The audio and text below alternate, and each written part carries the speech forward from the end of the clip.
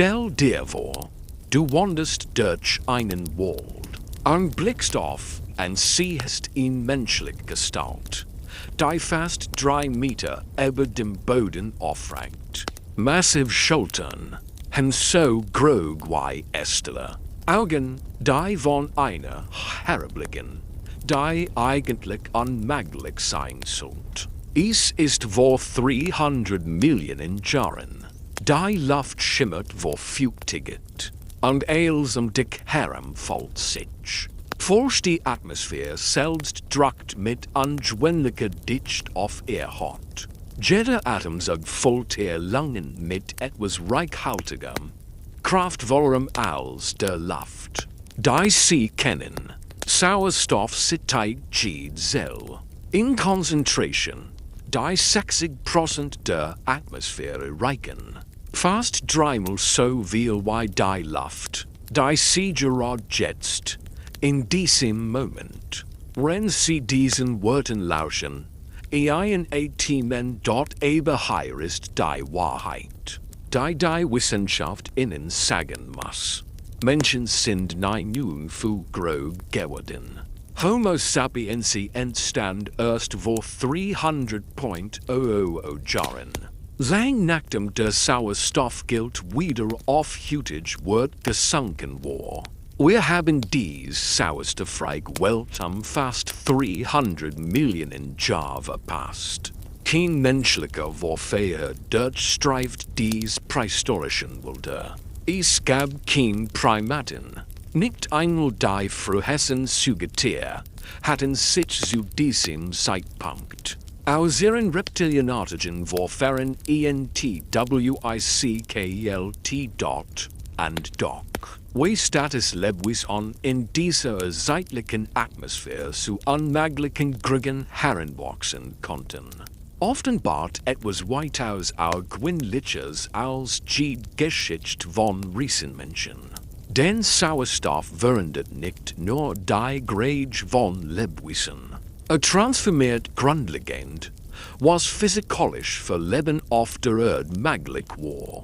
Schrieb die Regeln neu, und die Überrest dieser Transformation, die genetischen Signaturen, die evolutionären Anpassungen, die Stoffwechselns, existieren in uns.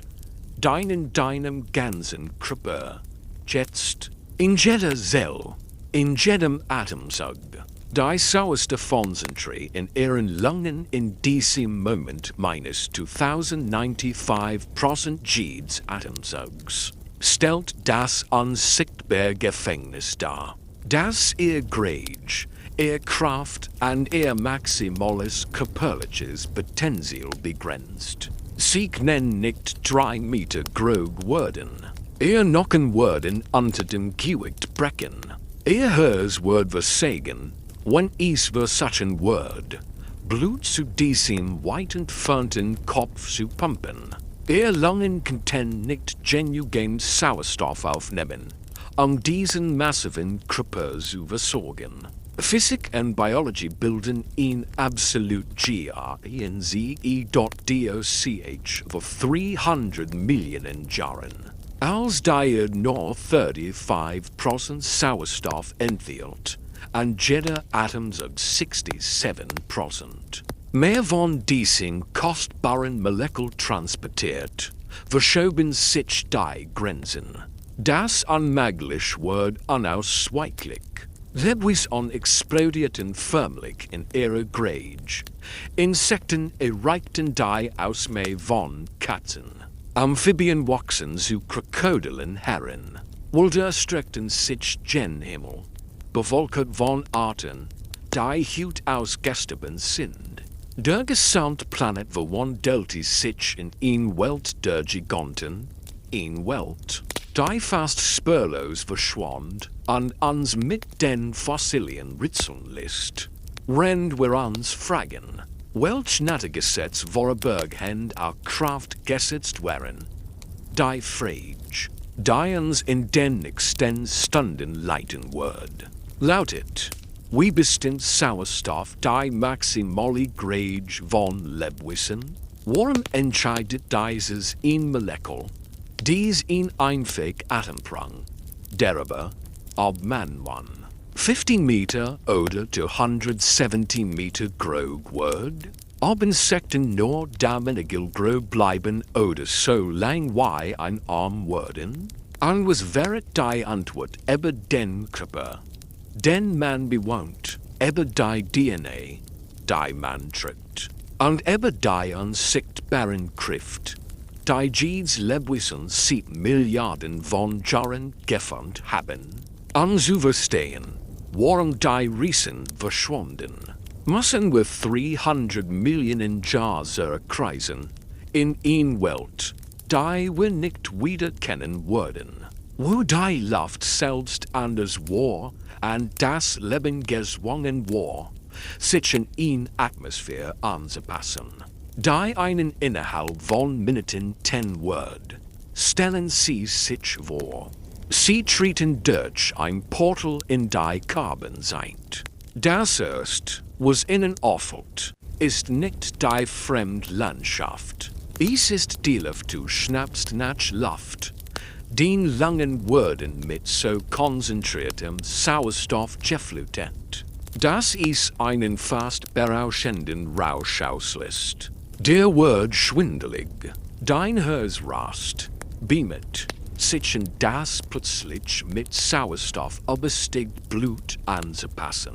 Innerhalb von Minuten werden die Atemwege durch oxidativen Stress zu brennen beginnen. Innerhalb von Stunden wird dein Lungenschweb Schaden nehmen.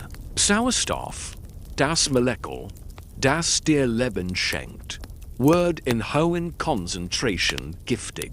Und doch ist dies die Atmosphäre, die Erde über Jahrmillionen beherrscht. Die Landschaft, wo innen erstreckt sich in Richtungen mit fremdartiger Geometrie. Wollte Regen 3 Stockwerk hoch emper.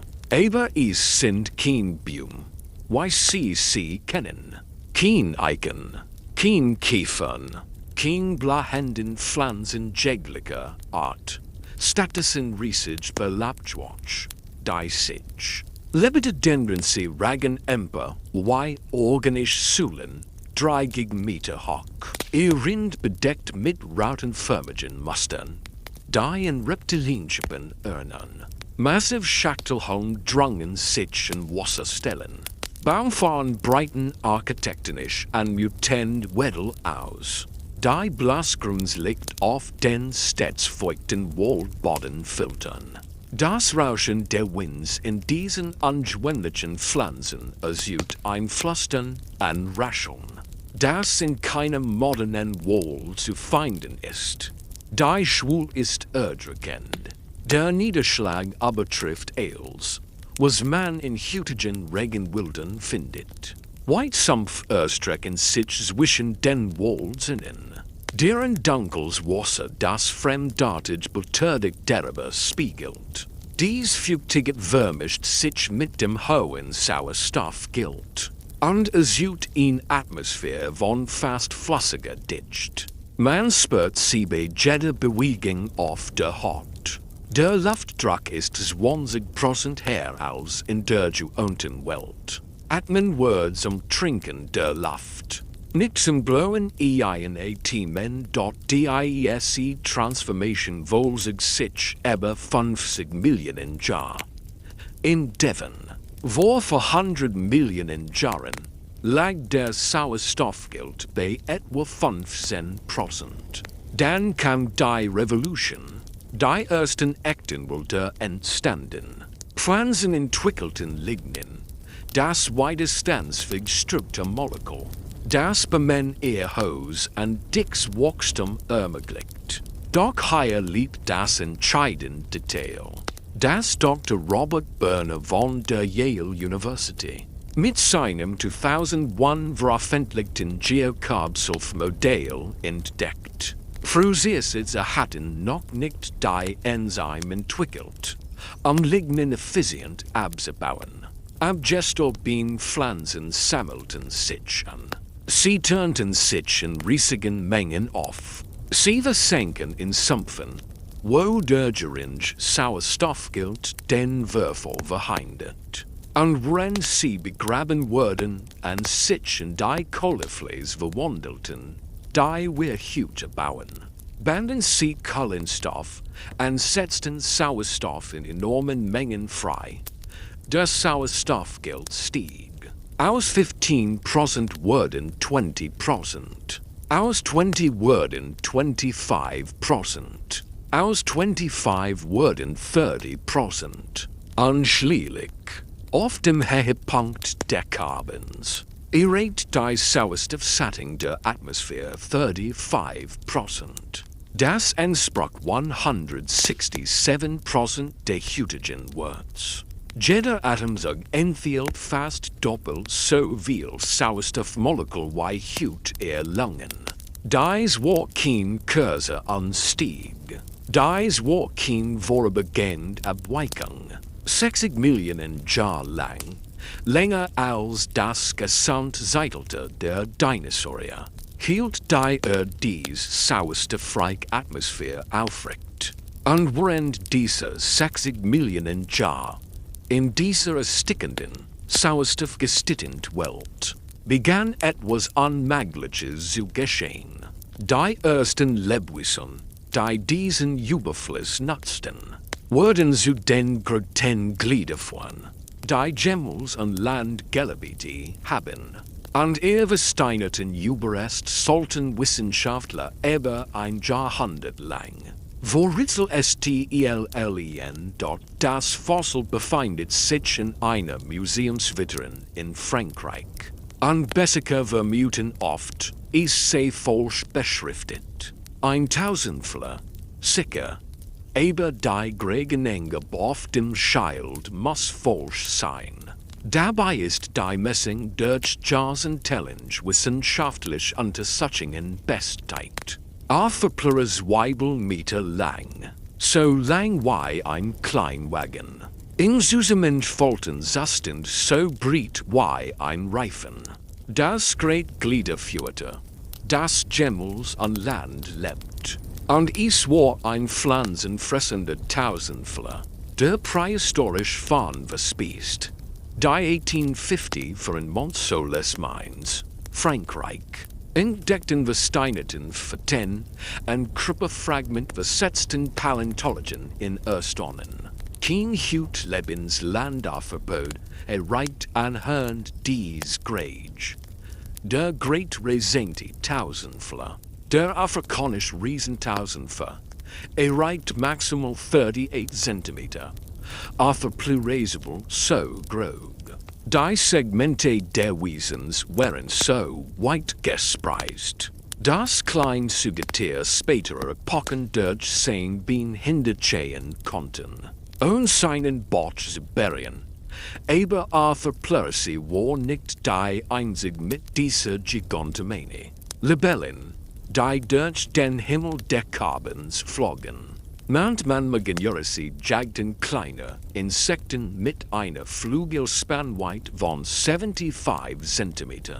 Stellen Sie sich das einmal vor, ein Libell mit Flügeln, die breiter sind als Ihr Laptop-Bildschirm, breiter als ein Großpizza. Dies Luftjäger dominierten ihr ökologische nicht so vollständig. Dass sich seither kein Insekt entwickelt hat, das Grage erreicht. Modern, Libellen erreichen maximal ein Flügelspannweite von etwa 19 cm. Meganera war fast viermal so groß. Die Erklärung liegt in den grundlegenden Einschränkungen des Atmungssystems von Insekten. Insekten besitzen kein Lungen. Sie haben kein Blut. Das Sauerstoff transportiert wie unseres. Stattdessen atmen sie durch Stigmen. Wenn sie Öffnungen entlang ihrer Körpersegment, die mit einem verzweigten Netzwerk von Ren, den Trägen, verbunden sind, läuft diffundiert passiv durch diese Ren. Kein aktives Pumpen, kein Kreislaufsystem. Rein Diffusion entlang der Konzentrationsstrength von hoch nach niedrig. Und hier steht die Physik in ihr Grenzen. Diffusion funktioniert nur effizient über Kurzdistanzen.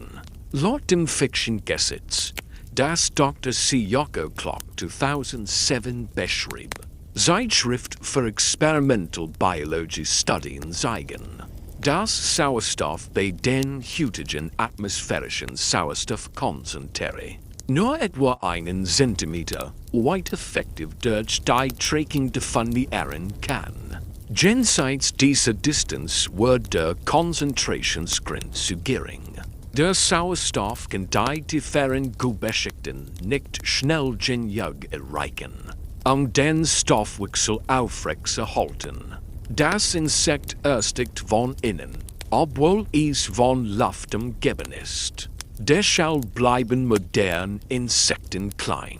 Ein typischer Käfer misst weniger als 2 Zentimeter. Die meisten Insekten sind nur wenig Millimeter grob. Ihr Atmungssystem setzt ihre maximalen Kriterien absolut Grenzen. Man kann kein großes Insekt mit 21% Sauerstoffanteil bauen. Die Physik lässt das einfach nicht zu, dadurch erhöht man die Sauerstoffkonzentration auf 35%. Werden sich die mathematischen Gegebenheiten schlagartig. Der Konzentrationsgrad wird steiler. Sauerstoff diffundiert tiefer ins Gewebe. Die effektive Reichweite von 1 Zentimeter vergrößert sich auf fast 2 Zentimeter.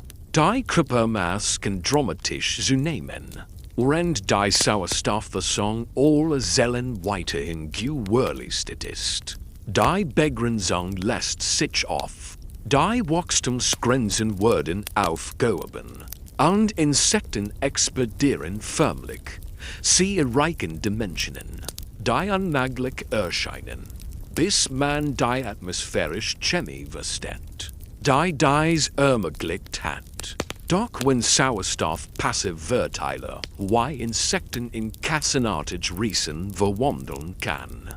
Was ist dann mit Lebewesen mit langen, mit aktivem Blutkreislauf, mit Wirbelsäulen und komplexen Herz-Kreislauf-Systemen? Was ist mit ihnen geschehen? Die Evolution hat den Wirbeltieren ein Geschenk gemacht, das Insekten nahe erhalten haben. Und es schlägt gerade jetzt in deiner Brust. Dein Herz, dieser fast große Muskel, der etwa 100.000 Mal am Tag schlägt, sich in unermüdlichem Rhythmus zusammenzieht und entspannt, stellt ihn grundlegend eine Lösung für das Problem der Sauerstoffwerte dar. Während Insekten auf passive Diffusion durch statische angewiesen sind, besitzt du aktiv ein Kreislaufsystem, das die Zelle ihres Körpers unabhängig von ihrer Entfernung zur Oberfläche mit Sauerstoff versorgt. Die Architektur ist elegant, luftgellend in die Lunge, stitternd durch die sich verzweigenden Bronchien in immer kleinere Atemwege reicht schließlich. Die Alveolen, diese mikroskopisch kleinen Lungenbläschen, etwa für 180 Millionen in der Lunge, bieten ihn Oberfläche von ungefähr 70 Quadratmetern für den Gasaustausch. Das entspricht in etwa der Grundfläche einer kleinen Wohnung. Und all dies Fläche dient dazu, Sauerstoff aus der Luft in den Blutkreislauf zu transportieren. Hämoglobinmückel in den roten Blutkörperchen binden Sauerstoff mit bemerkenswerter Effizienz und transportieren laut Standard Message 130 Milliliter Sauerstoff pro Gramm Hämoglobin. Das Herz pumpt dieses sauerstoffreich Blut durch 100.000 Kilometer Blutgefäß. Das entspricht 2,5 Rundungen. Arterien verzweigen sich in Arterien. Arterien teilen sich in Kapillaren, die so eng sind, dass sich die roten Blutkörperchen einzeln hinterschwingen müssen.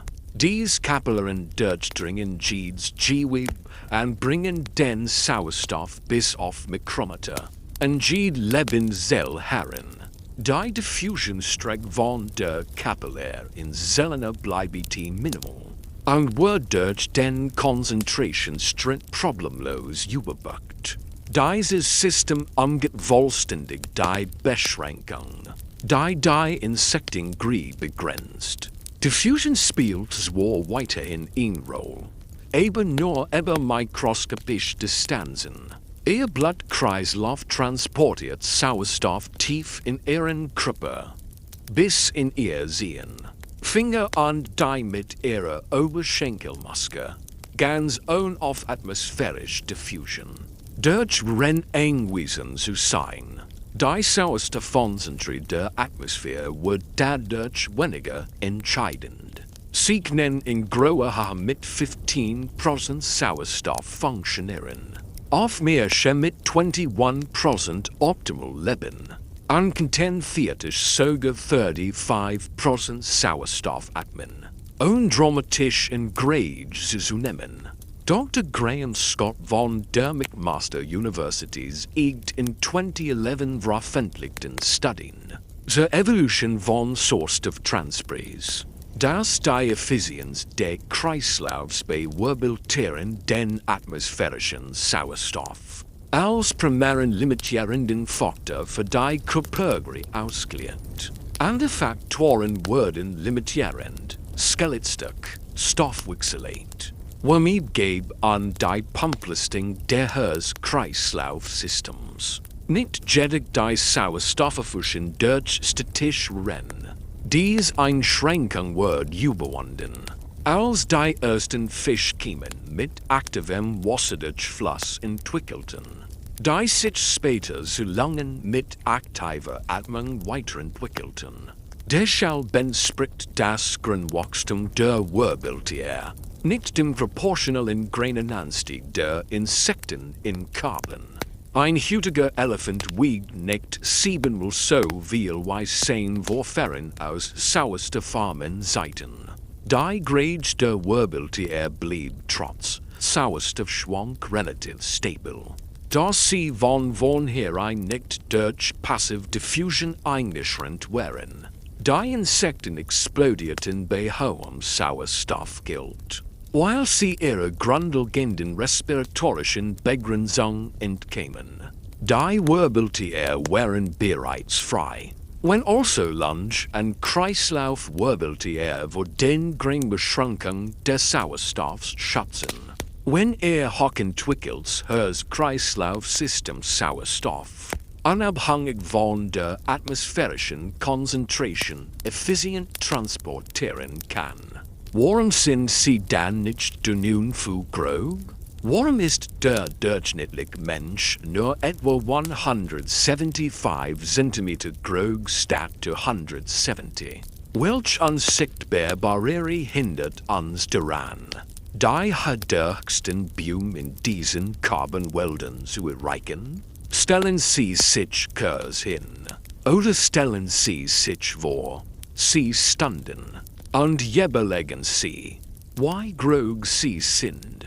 Wenn Sie ein Mann sind, messen Sie wahrscheinlich etwa 175 cm. Wenn Sie eine Frau sind, wahrscheinlich etwa 160 cm. Dies sind weltweit Durchschnittswert für moderne Menschen. Homo sapiens warum gerade dies sollen? Warum nicht das doppelt? Warum nicht die Hälfte? Was besten die genau Körpergröße, die man erreicht hat, als sich die Wachstumsfugen im späten Teenageralter oder Frauen Erwachsenenalter endgültig verschlossen haben?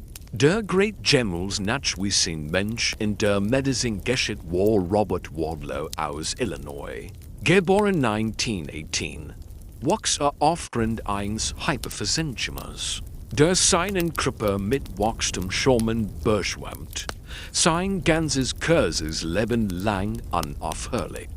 Bei seinem Tod im Alter von 22 Jahren im Jahr 1940 Wardlow zu 170 Zentimeter. Überragt all anderen. Fotos zeigen in neben seinem Vater, der selbst 180 Zentimeter groß war. Der Gränenunterschied wird fast digital manipuliert. Der Kopf der jungen Robert ragt in Hen. Die meisten Menschen mit ihren Händen nicht erreichen konnten. Doch Robert Wardlows Leben lehrt uns etwas Entscheidendes. Über die Grenzen der menschlichen Kategorie. Sein Wachstum schonenpli war etwas zehnmal so hoch wie normal. Sein Hirnenhängris produziert unaufhörlich das molekulare Signal zum Wachsen. Und die Blitzwachstumsschwung. Trotz dieser biochemischen Anomalie, trotz der ständigen Aufforderung entschied einzeln Körpersel. Sich zu vergleichen, erregt nur zu 170 Zentimeter. Bever sein Körper versagt. Bentigt Beinchen zum Gen. Sein Durchbluten war stark beeinträchtigt. Sein Wandheiling in den Extremitäten war schlecht. Ihn infiziert Blaze und seine Schien fortschrittlich zu seinem Tod. Viertens kann Körper die Hormone produzieren. Die für ihn Körpergre von 170 Metern Tigren. Die biochemischen Voraussetzungen sind gegeben. Die Signalwege funktionieren. Nichts in der menschlichen Molekularbiologie schließt dieses Wachstum absolut aus. Denn geschieht es nicht. Selbst Menschen mit extremen Wachstumsdrang erreichen selten ein Grade von über 250 Metern. Und diejenigen, die es schaffen, leiden enorm. Ihr Gelenk schmerzen, ihr Herz wird belastet. Ihr Nacken erleiden trotz ihrer beberderschnittlichen Grade an Dick-Ermedungsbruch. Dies deutet darauf hin, dass die Kategorie der Menschen, die in die Kategorie ist optimiert, nicht maximiert. Die Evolution hat den Menschen nicht bis zur absoluten Obergrenze der möglichen Grade getrieben. Stattdessen hat sie sich auf einen Grenzbereich festgelegt, der zahlreiche konkurrierende Faktoren in Einklang bringt. Mobilit, Kalorieneffizienz, Nockenstellit, Herz-Kreislauf kapacitet, Sauerstoffversorgung des Gehirns, Wärmebgeb, ein Jung für die Geburt und, vielleicht am wichtigsten, die metabolische Naturalität. Angesichts der verfügbaren NaHRUNGS Sauercen. Dr. Daniel Lieberman von der Harvard University, dessen Forschung zur Biomechanik der menschlichen Skeletts die Anthropologie revolutioniert hat, weist darauf hin, dass schon an sehr prähistorischen Vorfahren die heutige Kategorie recht gut erreichten. Homo heidelbergensis Menschen, die vor 600.000 Jahren lebten, hatten ihn durchschnittlich Kategorie zwischen 175 und 180 Zentimetern. Das entspricht der heutigen Kategorie. Man steht auf innen wären es etwa 165 Zentimeter. Der Mensch ist im Lauf der Evolution nicht dramatisch größer geworden. Weil wir seit Hunderttausenden von Jahren nahezu die optimal Grade für unsere ökologische Nische haben. Aber das Faszinierende daran ist folgendes. Der begrenzende Faktor freier Kategorie ist nicht die Sauerstoffwerte. Es ist auch nicht der langen Volumen. Es ist nicht einmal anbietend die Produktion von Wachstumshormonen. Die Antwort liegt in einer Entdeckung Galileis aus dem Jahr 1638. Etwas, das gleichermaßen für Menschen, Dinosaurier, Insekten und Geburt gilt. Ein fundamentals physikalisches Gesetz, das Riesen von Natur aus instabil macht und erklärt, Warum sie niemals 270 vom Meter grob Wurden. In Jahr 1638 untersucht der italienische Wissenschaftler Galileo Galilei das Problem. Warum grow Tier im Verhältnis dicker Nocken haben als klein? Ein Maus hat Saat, dann Beinnicken. Ein Elefant hingegen hat massiv Nockenzeln. Doch der Elefant ist mehr als nur ein vergrößert Maus. Sein Nocken sind im Verhältnis dicker, nicht nur absolut größer. Warum? Galileo fand die Antwort an entfällt damit in der grundlegenden Grenzen der Körpergröße. In der gesamten Biologie. Das Prinzip ist verbluffend einfach. Verdoppelt man die Heinz-Objects, so vergrößert sich sein Querschnittsfeld den Faktor 1, Quadraten diesen Faktor. 2 mal 2 ist wäre. Die Fläche der Objects vervielfacht sich, aber, und hier liegt die entscheidende Asymmetrie. Sein Volumen vergrößert sich den Faktor der Faktor wird verachtfacht. 2 mal 2 mal 2 ergibt 8. Das Volumen der Objects erhöht sich das 8-fach. Und da das Gewicht vom Volumen abhängt, wird das Objekt 8-mal schwerer, obwohl sein Strukturelement nur viermal so stabil sind. Aber tragen sie dies auf ihren Körper. Stellen Sie sich einen hypothetischen Zwilling vor, der Ihnen in jeder Hinsicht gleicht. Auch dass genau doppelt so groß ist. Dieser riesige Zwilling wird doppelt so groß. Sein Nocken hätten die vierfach Querschnittsfeld und wären somit viermal so stark. Sein Körpervolumen wird jedig 8-mal so groß. Sein Mass 8-mal so hoch und das Gewicht 8-mal so hoch, was auf die Nocken drücken wird. Das Verhältnis von stark zu Gewicht wird sich halbieren. Was einst ausreichend haltbar, wird plötzlich unzureichend. Stellen Sie sich nun vor. Sie würden Ihr Körpergröße verdreifachen. Ihr Kraft wird sich verneunfachen. Ihr Gewicht wird sich das 27-fach erhöhen. Das Verhältnis verschlechtert sich noch weiter. Wenn Sie bei Robert Wadlow 270 cm groß sind, müssen Ihr Nockenbelastung ausschalten. Die Nähe in Ihr Belastungsgrenze heranreichen. Wadlows Oberschenkelchen, der starkste Nocken im menschlichen Körper, war dicker als ein normaler Oberschenkelchen, eben nicht proportional dick genug. Sein Gewicht problemlos zu tragen. Standardberechnung im Ingenieurwesen zeigen, das menschliche Oberschenkelchen etwa das 3-wigfach der Körpergewichts tragen kann. Bever sie brechen. Bei Wadlows Grage belastet jeder Schritt die Nocken enorm und fort zu extremen Belastungen. Nähe ihrer liest UNGSGRENZE. Das erklärt, warum Beinchen braucht. Warum in einer infizierten Blässtab, die sich unter diesen Schienen gebildet hat. Sein Durchblutung der Extremitäten war durch den langen Blutweg und den enormen Druck. Nötig war, das Blut entgegen der Schwerkraft zum Gehirn zu pumpen, stark beeinträchtigt. Sein Herz, das waren Grade zu genommen hat, eben nicht proportional dazu, hat Mühe, einen ausreichenden Blutdruck aufrechtzuerhalten. Das Gesetz der quadratischen und kubischen Wachstums sehr langsam an ihm. Dinosaurier standen vor derselben Herausforderung und lassen sie durch evolutionäre Innovationen.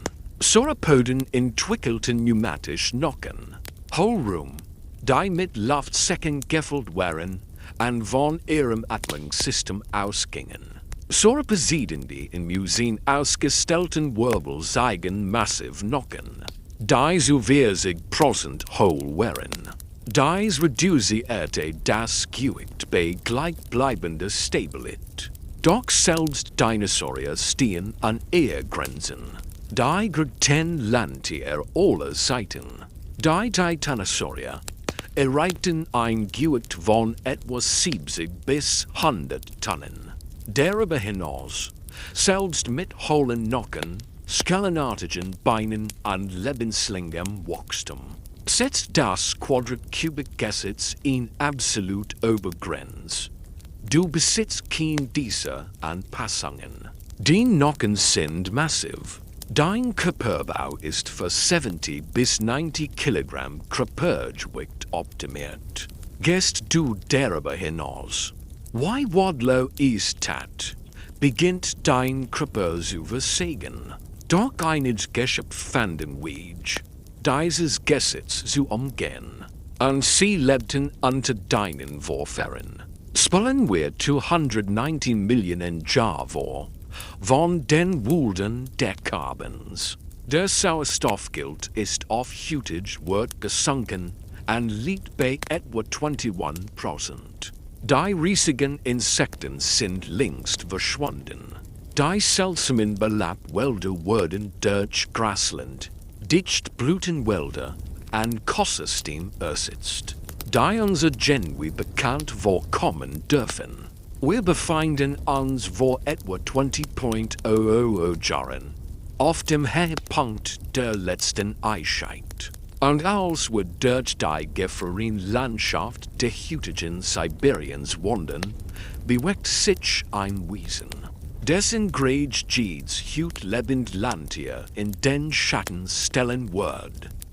Das Walhammerment, mit einer Schulter von 4 Metern, manch kolumbianisch Mammuts, erreichten sogar 43 Meter, besahen dies elefantenartigen Gigantengebirgen Stusen von bis zu 4 Metern Länge.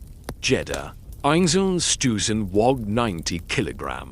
Das Gesamttier konnte bis zu 6.00 Kilogramm wiegen, 6 Tonnen Knochen, Muskeln und Fett, Umhalt von einem dichten, braunen Fell, jedes einzelne Haar dieses Fells. Laut mikroskopischer Analyse genau nun Haar pro Quadratmillimeter, bot in Isolierung, die das Überleben bei Temperaturen ermöglicht. Die heutige afrikanische Elefanten innerhalb weniger Stunden 10 wurden.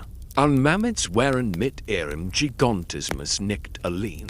In der gesamten Landschaft der Pleistozens, von vor 2 Millionen Jahren bis vor etwa 10.00 Jahren, dominierte die Megafauna jeden Kontinent. In Südamerika, das Riesenvollthermorit reicht in von 6 Metern.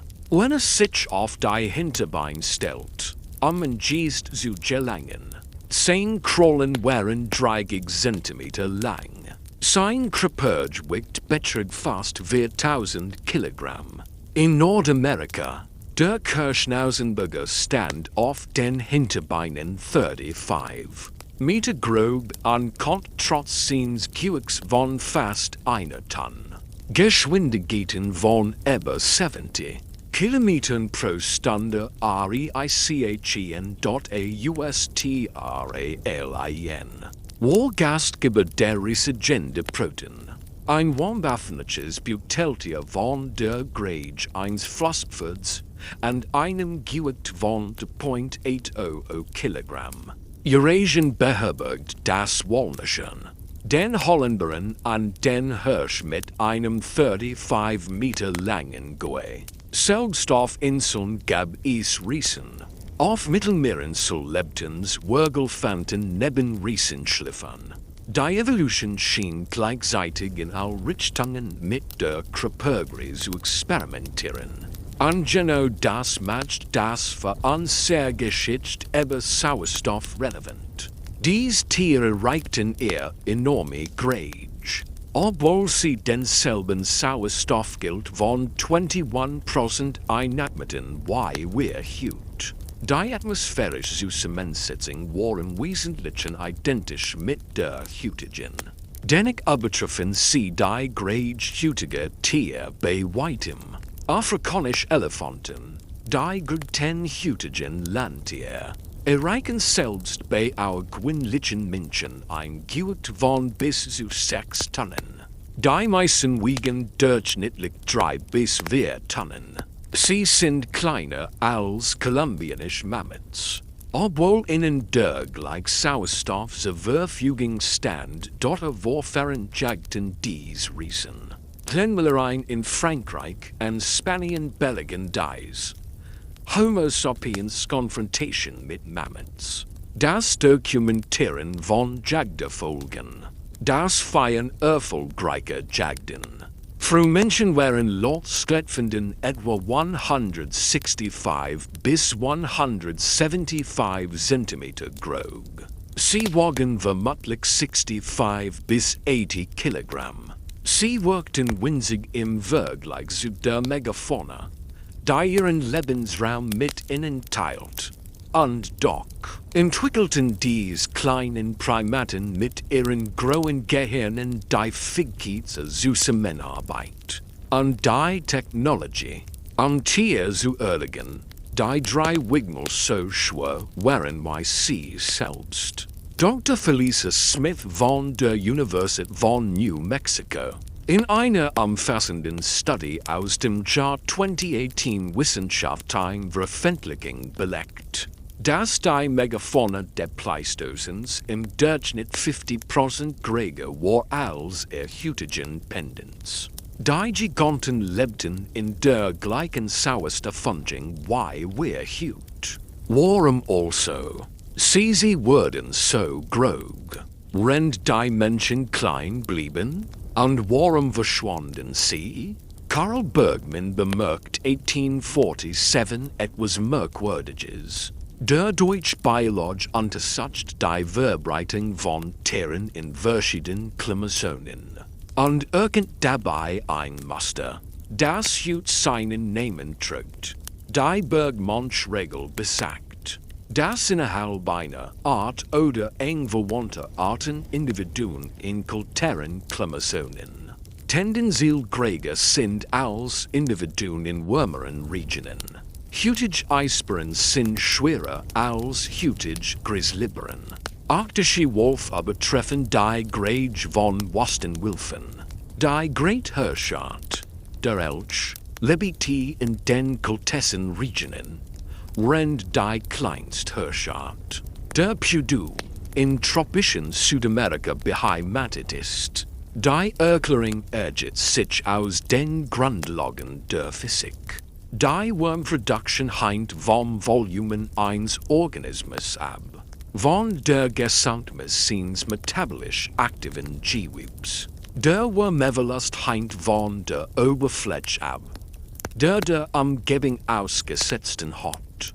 Und hier wird die Geometrie entscheidend. Mit zunehmender Körpergröße wächst das Volumen schneller als die Oberfläche. Das soll Quadratcubit gesetzt, das die strukturelle Festigkeit begrenzt. Wortelegre Tier in kalten Umgebungen. Ein gregarer Körper hat im Verhältnis zu seiner Masse in geringer Oberfläche. Speichert Wurm effizienter. Stellen Sie sich 2 Kugeln vor, ihn klein und ihn groß. Beide mit derselben Ausgangstemperatur. Die eisige Luft ausgesetzt sind. Die kleine Kugel hat im Verhältnis zu ihrem Volumen eine große Oberfläche. Warum wird durch dies proportional große Oberfläche schnell abgefeuert? Die Kugel kühlt rasch ab. Die große Kugel hingegen, mit ihrem geringeren Verhältnis von Oberfläche zu Volumen, geht Wurm langsamer ab. Ihren Temperatur bleibt länger oft. In einer kalten Umgebung entscheidet dieser Unterschied über das Überleben. Großkörper sind thermisch effizienter. Mammuts verkörperten dieses Prinzip. Ihr dickes Bronzefell, mit nun Haaren pro Quadratmeter dichter als das jedes modernen Schaffs. Bildet die erst Isolationsschicht. Unter dem Fell umgab ihn 10 Zentimeter dick fetzigt ihren gesamten Körper. Dieses Unterhaut verdient die sowohl als Energiespeicher als auch als Wärmedämmung. Enthielt die Körpertemperatur selbst bei hohen Temperaturen. Von -40 Grad Celsius aufrecht. Enorme Körpergröße, 6000 Kilogramm metabolisch aktives Gewebe. Erzeugt gewaltig Wärme, die nur langsam über ihr relativ klein Oberfläche entwich. Dr. Adrian Lister vom Naturhistorischen Museum in London, der weltweit führende Forscher auf dem Gebiet der Mammutevolution, hat nachgewiesen, dass sich Mammuts aus kleineren Vorfahren entwickelten, die in wärmeren Klimazonen lebten. Wenn sie sich über 100.000 von Jahren an die Bedingungen der Eiszeit anpassen, begünstigt die natürliche Selection Generation für Generation gregär Individuen. Der Selektionsdruck war einfach. Kleine Mammuts hatten Schwierigkeiten, ihr Körpertemperatur aufrechtzuerhalten. In den strengen Wintern verbrauchten sie schnell ihr Fettreserven. Viel starben, Gregär-Mammuts hingegen, die Wärme besser speichern konnten, überlebten häufiger. Sie pflanzten sich erfolgreicher fort. Ihr Gen verbreiteten sich in der Population. Die Körpergröße nahm sie jedoch die Prozess wiederholt sich bei Dutzenden von Arten. Die Eiszeiten der Pleistozens erzeugten einen starken Selektionsdruck hin zu großer Körpergröße. Bei allen Arten, die in kalten Regionen lebten, nicht die Sauerstoffwerte treibt den Gigantismus an. Temperature, oder genauer gesagt, der thermodynamisch volatile niedrige Oberflächenvolumenverhältnis in Umgebungen, in denen die Wärmeerhaltung die Fitness bestimmt. Die modernen Elefanten Afrikas und der tropischen Asiens stehen vor dem gegenteiligen Problem. Sie müssen zuerst leiten Wärme ab, anstatt sie zu speichern. Ihr grauen Ohren, stark durch Blut und ständig in Bewegung, dienen als Wärmeleiter, überschüssig Wärme abzugeben. Sie sind kleiner als Mammuts. Unter anderem weil so große Menschen in einem hohen Klima behitzungsprobel verursachen. Doch die menschliche Grage birgt noch etwas Bescheidenes in sich. Etwas, das in unserer DNA verborgen ist und erst vor kurzem entdeckt wurde. Im Jahr 2008 entdeckten russische Archäologen in der Denisova-Hole im sibirischen Altai-Gebirge etwas Ungewöhnliches, einen Fingerchen, klein, fragmentarisch, für das ungeskalt und unscheinbar. Doch als die Forscher DNA aus diesem winzigen Knochenfragment extrahierten und an das Leben von Dr. Svante am Max-Planck-Institut für Evolutionäre Anthropologie schickten, schockierten die Ergebnisse die anthropologische Welt dort Homo sapiens das war es nicht. Homo neanderthalensis war etwas ganz anderes. In bis dahin unbekannt menschliche Spezies, die später Denisova-Menschen genannt werden sollte. Die Veröffentlichung von 2010 in Wissenschafts wurde festgestellt, dass die Denisova-Menschen in eigenständig menschliche Abstammungslinie bildeten, die sich vor etwa 800.000 Jahren von unseren Vorfahren abspaltet. Sie vermischten sich gelegentlich mit modernen Menschen und hinterließen genetisch Spuren in heutigen Populationen. Zwischen 4 und 6% der Genoms indigener Melanesia und australischer Ureinwohner stammen von Denisova-Vorfahren. Geringer Anteil finden sich in asiatischen Populationen. und hier liegt die Relevanz für eine sehr grande Diskussion. Die fragmentarischen Schläfen deuten darauf hin, dass die Denisove Menschen großteils modern menschlichen erfindungen präzise vermessen an mit modernen menschlichen Hanknochen verglichen, stammt von einem Individuum, dessen Finger etwas 20% größer war als der durchschnittliche Finger der modernen Menschen, die in derselben Hall entdeckten Backen sind. Massiv im Vergleich Homo sapiens Neandertaler Backen sind, deuten aufkräftige Kiefer an möglicherweise in Gregärkörper hin. Hochrechnungen anhand dieser Fragmentörfern Vorsicht. Aber mehrere Anthropologen vermuten, dass Denisove Menschen durchschnittlich 180 bis 100 cm groß waren. Vielleicht sogar größer. Sie waren größer und kräftiger gebaut als heutige moderne Menschen. Dieser Grundvorteil resultiert wahrscheinlich aus der Anpassung an kalte Klimazonen.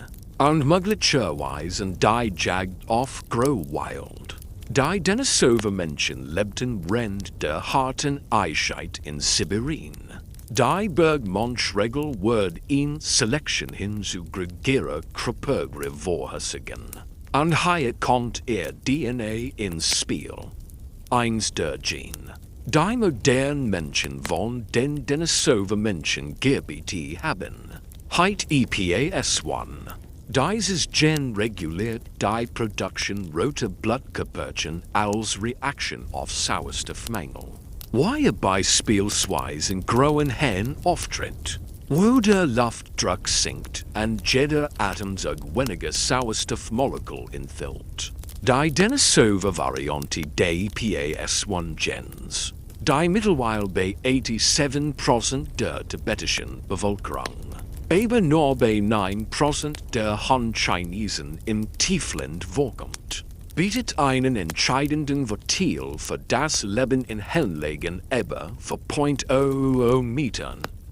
Dr. Rasmus Nielsen von der UC Berkeley veröffentlicht dazu ein wegweisend Study im Jahr 2014, Naturine Study sieht, dass dies das schnellst jemals dokumentierte Beispiel menschlicher Evolution darstellt. Innerhalb von etwa 3.00 Jahren breitet sich die Denisove-1-Variante im tibetischen Populationen nahezu vollständig aus, da sie in Sauerstoffarmen umgebangen einen so starken Börlebensvorteil bot. Ihr Blut reagiert, falls sie diese Variante tragen, anders auf Hirnlegen. Sie haben einen niedrigeren Hämoglobinspiegel, was paradoxerweise die Sauerstoffversorgung verbessert, indem die Blutviskosität verringert wird. Sie sind weniger anfällig für Hirnkrankheit und können in Hirnlegen funktionieren, in denen Menschen aus tieferen Lagen zusammenbrechen würden. Dieses genetisch einer ausgestorbenen menschlichen Spezies, das durch Vermischung weitergegeben wird, beeinflusst die Sauerstoffaufnahme ihres Körpers. Und die Gene, die ihnen vererbt wurden, könnten etwas erklären, das ihnen an ihren eigenen Körperfunktion bisher entgangen ist. Atmen Sie jetzt tief ein, halten Sie den Atem an, spüren Sie, wie sich Ihr Lungen ausdehnen. Dieser Atemzug enthält etwa 500 Milliliter Luft. Davon sind 21%, also rund 105 Milliliter, Sauerstoff. Dies Sauerstoffmolekül diffundieren durch ihre Alveolen in ihren Blutkreislauf, wo sie sich an das Hämoglobin in ihren roten Blutkörperchen binden. Jedes Hämoglobinmolekül kann via Sauerstoffmolekül transportieren. Jedes Rotblutkörperchen enthält etwa 270 Millionen Hämoglobinmolekül. Körper enthüllt etwa 25 Billionen Rotblattkörperchen. Die Sauerstofftransport ihres Bluts ist in diesem Moment enorm. Andennig präzise auf den Bedarf ihres Körpers auf Mehrschär abgestimmt. Stellen Sie sich nun vor, Sie steigen auf in Havon vor 0,5 Metern. Die Durchschnittlichkeit der tibetischen Hochplateaus.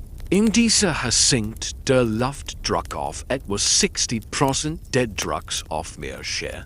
Jeder Atemzug enthüllt zwar noch 21% Sauerstoff. Aber die Gesamtzahl der Moleküle pro Atemzug verringert sich 40%. Ihr Körper erhält näher noch 60 Milliliter Sauerstoff pro Atemzug anstatt 105.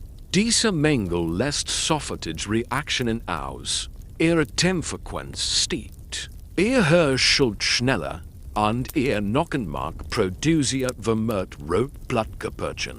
Um die Sauerstofftransport zu erhöhen. Die meisten Menschen aus dem Flachland, die dies erreichen, leiden innerhalb weniger Stunden unter akuter Hirnkrankheit. Kopfschmerzen, Übelkeit, Müdigkeit und Verwirrtheit treten auf. Der Körper kann die Sauerstoffversorgung des Gehirns und anderer lebenswichtiger Organe nicht mehr ausreichend gewährleisten. Selbst nach wochenlanger Akklimatisierung erreichen Flachlandbewohner nie wieder ihr Leistungsvergütet auf Meerschär. Die sportliche Leistungsvergütet sinkt 30 bis 40%. Schwangerschaften werden gefährlich. Die Schüttelungsstabilität steigt. Der Sauerstoffmangel stellt ständig physiologische Belastung dar. Doch die tibetische Bevölkerung, die seit mindestens 3,000 Jahren in diesen Hirnlegen lebt, funktioniert ganz normal. Sie zeigt keinerlei Anzeichen der chronischen Hirnkrankheit. Die Tieflandbewohner nach längerem Aufenthalt in der befällt. Ihr Hämoglobinwert ist berechend niedrig. Typischerweise 13 bis 14 Gramm pro Deziliter. Verglichen mit 16 bis 18 Gramm pro Deziliter bei akklimatisierten Tieflandbewohnern. Das erscheint paradox. Ein niedrigerer Hämoglobinwert soll doch ein geringer Sauerstofftransport bedeuten.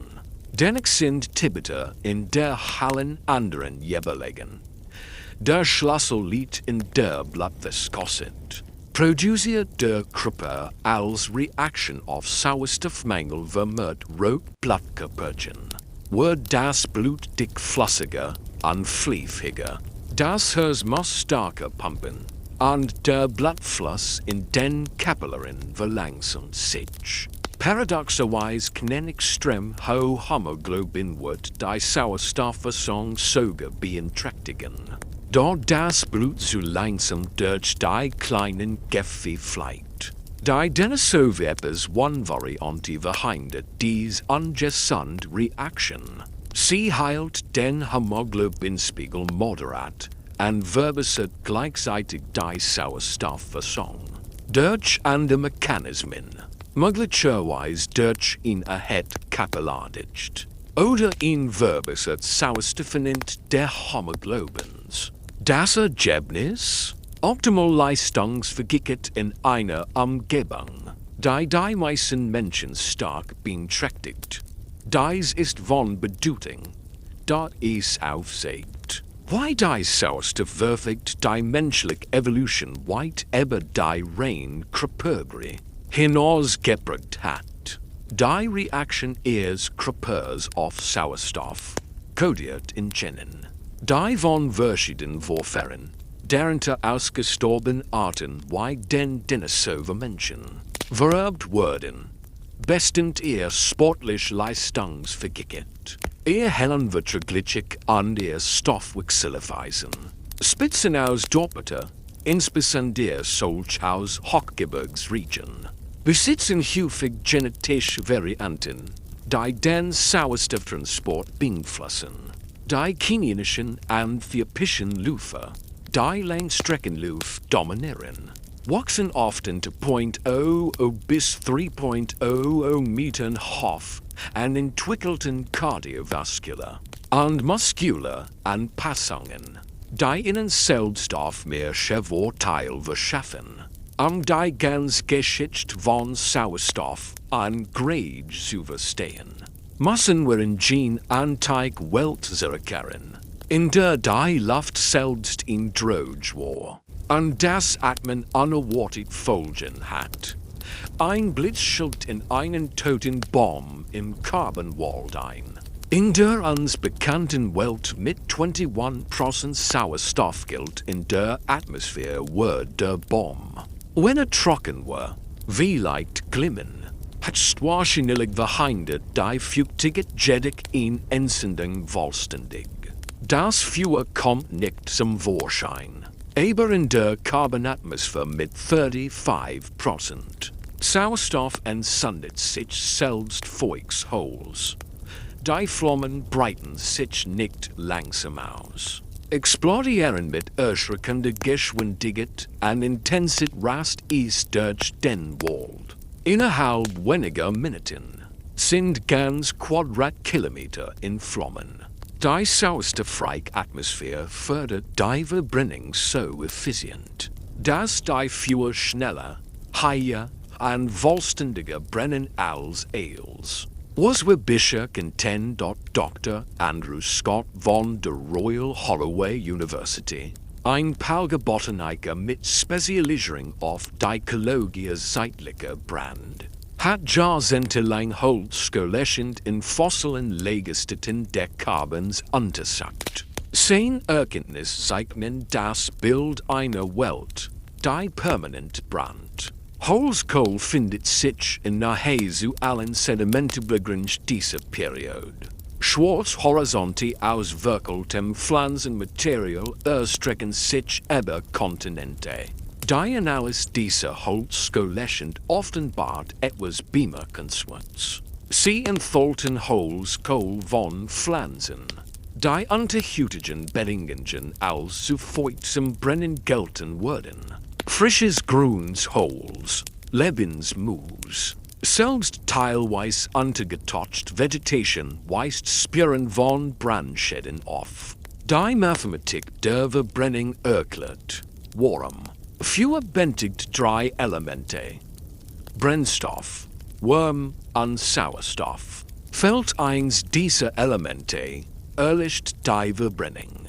Die Sauerstoffkonzentration in der Atmosphäre beeinflusst direkt die Entzündungswahrnehmung und die Intensität der Brands. Laborexperiment haben gezeigt, dass die Selbstentzündung organischer Materialien ab einem Sauerstoffgehalt von 25% in der Atmosphäre immer wahrscheinlicher wird. Bei 30% brennen selbst feucht Materialien leicht. Bei 35%, dem Höhepunkt der Verbrennung im Carbon, wird die Gesamtlandschaft explosionsartig entzündbar. Die schafft ein Paradoxon für das Leben jener Zeit. Der hohe Sauerstoffgehalt, der das Wachstum riesiger Insekten und pippiger Pflanzen ermöglicht, war gleichzeitig ein katastrophales Brandrisiko.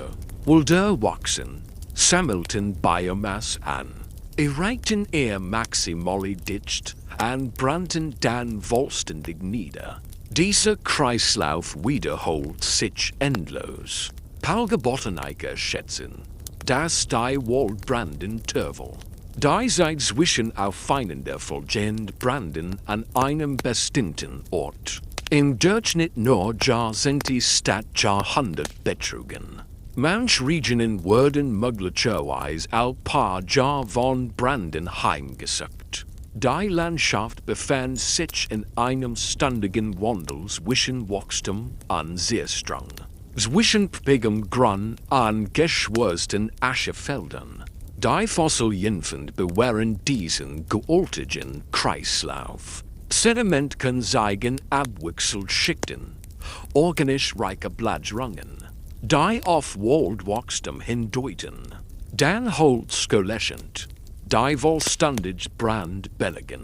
Anschließlich neue organische Bladrungen als die Vegetation die Verbronte zurückerobert. Dieses Muster wiederholt sich das in Mail in ein und derselben geologischen Formation. Geschichte sollt die Geschichte von Waldenstern, Reifing an verheerende Vernichtung. Die Welt der Carbons war zugleich schon anfurchterregend. Ein Paradies gigantischen Lebens, das sich mit einem einzigen Blitzschlag in ein Inferno verwandeln konte, die Tier, die in dieser Umgebung lebten, waren ständiger Gefahr ausgesetzt. Modern Waldbrand breiten sich in Graslandschaften mit Geschwindigkeiten von 5 bis 15 Kilometern pro Stunde aus. In Wurden, wo Kronenführer von Baumkron zu Baumkron springen, sogar noch schneller. Doch die Brand der Carbons, genhört von einem Überrangebot an Sauerstoff, breiten sich wahrscheinlich noch viel schneller aus. Sie fluchtbendigten sie entweder unglaublich Geschwindigkeit oder die Fähigkeit, sich unterirdisch oder unter Wasser zu verstecken. Wilde riesigen Gliederführer, Creaturen wie Arthropleurides Tier, die sich trotz ihrer Grage nicht schnell verbeugen konnten, starben vermutlich massenhaft bei Branden. Fossilien zeigen mitunter das in von Exemplaren, die sich auf kleinem Raum konzentrieren, möglicherweise Tier, die wo den Branden flohen und in durch die Brand ausgelassen flüchteten. Oder schwärmen in Geffingen wurden.doch das Lebensing weiter. Es passt sich und Gedi. Manch Pflanzen entwickelten ihn dick, fluoreszent Rind, andere entwickelten Strategien für schnelles Wachstum und erreichten die Geschlechtsreif rasch den unvermeidlichen Brand, wieder andere eigneten sich unter des Berlebensmechanismen, Wurzelsystem und Rhizom. Die Oberflächenbrand überstehen an Stabilisierung der Bedingungen wieder ausstreiben konnten. Der evolutionäre Druck war immens, aber auch die evolutionären Möglichkeiten. Hoher Sauerstoffgehalt bedeutet explosionsartig Wachstumsraten.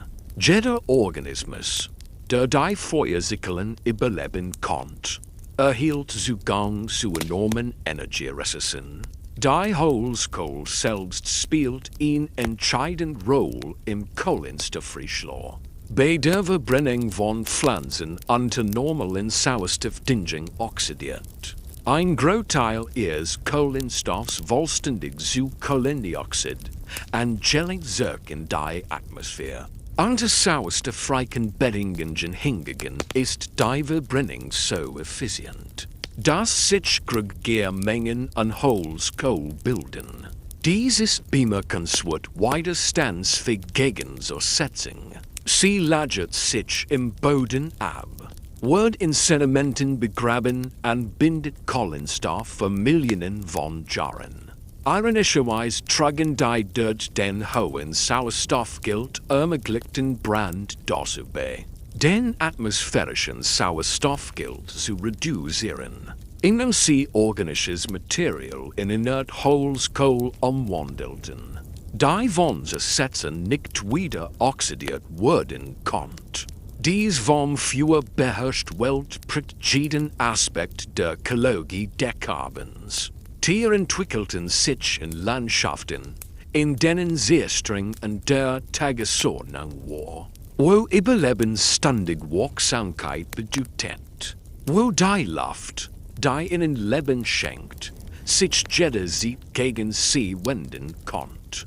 Das Leben in dieser Welt der Giganten und Defuers erfordert Anpassungen, die man sich kaum vorstellen kann. Und manch Geschöpfe entwickelten die seltsamsten Lösungen. Lungearbeit derzeit mit etwa 35% Effizienz. Bei Meinetmenströmt frisch Luft in Temwatch anwärmischt sich mit der verbrauchten Luft. Der vorherigen Atemzugs. Dies Vermischung ist unvermeidbar. Lunge ist im Grund ein geschlossenes System.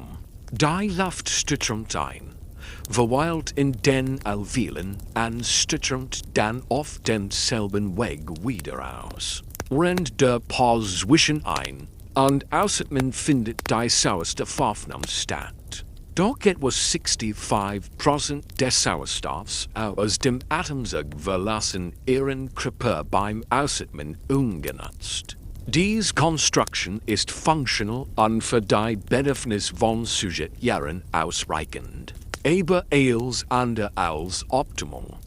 Betrachten wir nun einen Vogel, ein Taub, einen Spatz, einen Vogel.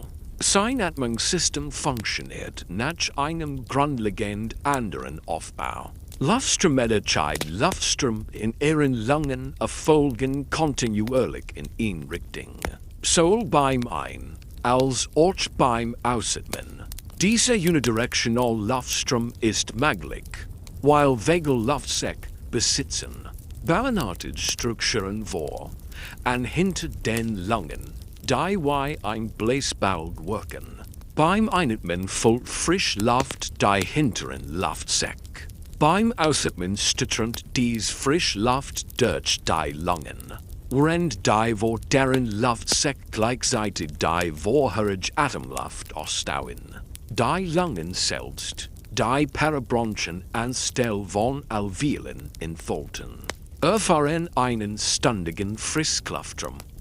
Der Effizienzvorteil ist enorm. Vögel gewinnen Sauerstoff mit einer Effizienz von etwa 70 bis 80%. Nahezu der Gesamtsauerstoff jedes Atemzugs gelingt in ihren Blutkreislauf. Dadurch können Vögel in Hellenlagen überleben, in denen Säugetiere zusammenbrechen. Die Streifingens, Anser Indicus, sieht über den Himalaya in Höhen von über 9,00 Metern. In dieser sinkt der Luftdruck auf etwa 30% des Meeresspiegels. Der Sauerstoffanteil ist so niedrig, dass die meisten Säugetiere innerhalb von Minuten das Bewusstsein verlieren würden. Doch Streifingens fliegen unter diesen Bedingungen, schlagen kräftig mit den Flügeln und bewältigen den enormen Energieaufwand der aktiven Flüges, als ob die dann Luft kein Hindernis darstellt. Dr. Peter Ward von der University of Washington erforscht seit Jahren die evolutionären Ursprung dieser Atmungsinnovation. Sein Forschungsergebnis deuten darauf hin, dass sich das Atmungssystem der Vögel nicht bei den Vögeln selbst, sondern bei ihren dinosaurischen Vorfahren entwickelt. Die Archosaurier, die Gruppe zu der Dinosaurier, Flugsaurier und Krokodil gehören, entwickelten bereits vor über 250 Millionen Jahren Luftsäcke und die Durchflussatmung. Fossilien von Dinosaurier können eigen deshalb Muster pneumatischer Hohlraum, das auch für moderne Vogelskelett charakteristisch ist. Dies Hohlraum dienten nicht nur der Gewichtsregulierung, sondern waren integral Bestandteil eines hochentwickelten Atmungssystems. Und genau deshalb ist das für uns sehr Diskussion so wichtig. Die Sauropoden, die größten Landtiere, die existierten, besahen dieses vogelliche Atmungssystem. Ihr enormen Körper, manch wogen fast 100 Tonnen, erforderten ihn augenblicklich Sauerstoffversorgung.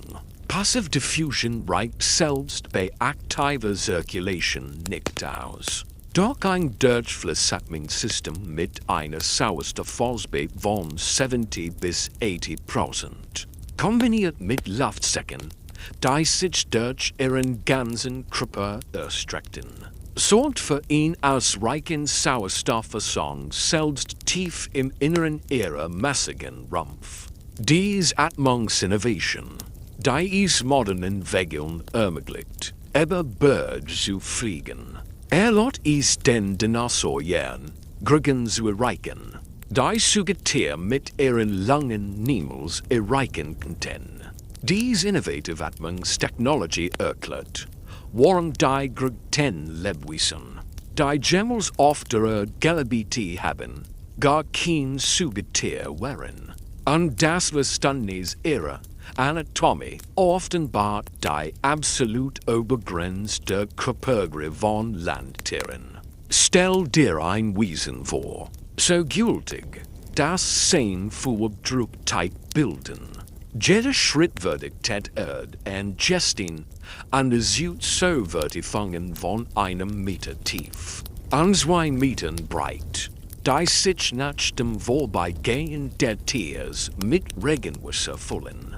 Der Bodenbett bei jedem Schritt, ein rhythmisches Erbeben, das die Ankunft der Riesen schon aus Hunderten von Metern Entfernung ankündigt.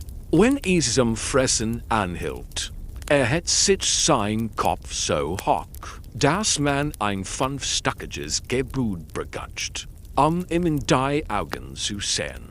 Das ist Argentinosaurus, möglicherweise das Great Landtier, das jemals existiert hat. Und die Beweis für seine Existenz bestehen aus fragmentarischen Fossilien, die 1987 in Patagonien entdeckt wurden. Abschätzen der Grade von Argentinosaurus sang erfordert in Hochrechnung. Anhand an vollständiger Überrest. Paläontologen besitzen einige Wirbel, Rippen und einen Teil der Oberschenkelknochens. Anhand dieser Fragment an Vergleich der Proportionen mit vollständigeren Sauropoden-Skeleton schätzen Forscher die Gesamtlänge der Körpers auf 30 bis 40 Meter. Die Gewichtsschätzung reichen von 73 bis 100 Tonnen. Die Unsicherheit ist enorm. Doch selbst die konservativste Sang macht dieses Tier 7-mal schwerer als die größten Elefanten. Die oberste Sang erreicht 100 Tonnen. Das Gewicht von 15 bis 20 ausgewachsenen Elefanten, konzentriert in einem einzigen Lebewesen. Why ist das möglich? Why ermöglicht die Biologie solch extrem Grücken? Die Antwort liegt in mehreren integrierten Anpassungen, die Sugetier neu entwickelt haben. Sonst einmal das Skelett. Die Knochen der Sauropoden waren weitgehend pneumatisch. Das heißt, sie waren mit Lufträumen gefüllt, die mit ihrem Atmungssystem verbunden waren. Sauropoden, die in Museen ausgestellten Wirbel zeigen massiv Knochen von über 14 Metern, die dennoch zu etwa 75% hohl sind. Dadurch wird das Gewicht drastisch reduziert, während die strukturelle Festigkeit durch in ausgeklügelte Konstruktion erhalten blieb. Ähnlich dem inneren Gitterwerk der Eiffelturms. Die Knochen waren dort stark, wo Festigkeit erforderlich war, und ansonsten hohl. Zweitens, das Atmungssystem. Why bereits erwähnt, besahen Sauropoden woggelenlich durchflusslang, die Sauerstoff mit augenblicklicher Effizienz aufnahmen. Luftsäcke erstreckten sich durch ihren gesamten Körper, sogar bis in die Wirbelsäule. Und sorgten so für ihn kontinuierlich Frischluftcirkulat im gesamten Rumpf. Dieses System konnte Jiwi beim Zentrum eines 5 Meter breiten Körpers mit Sauerstoff versorgen. Etwas, was Sugeti Erlingen niemals leisten könnten, drittens, der Körperbau. Sauropoden hatten im Verhältnis zu ihrer Körpergröße winzig KCPF. Klein KCPF bedeuten Kleingehirn. Und damit einen minimalen Sauerstoffbedarf für das Nerventube erlangen-Hals. Dies war speziell Anpassungen der Herz-Kreislauf-Systems erforderten, das Blut nach oben zu pumpen.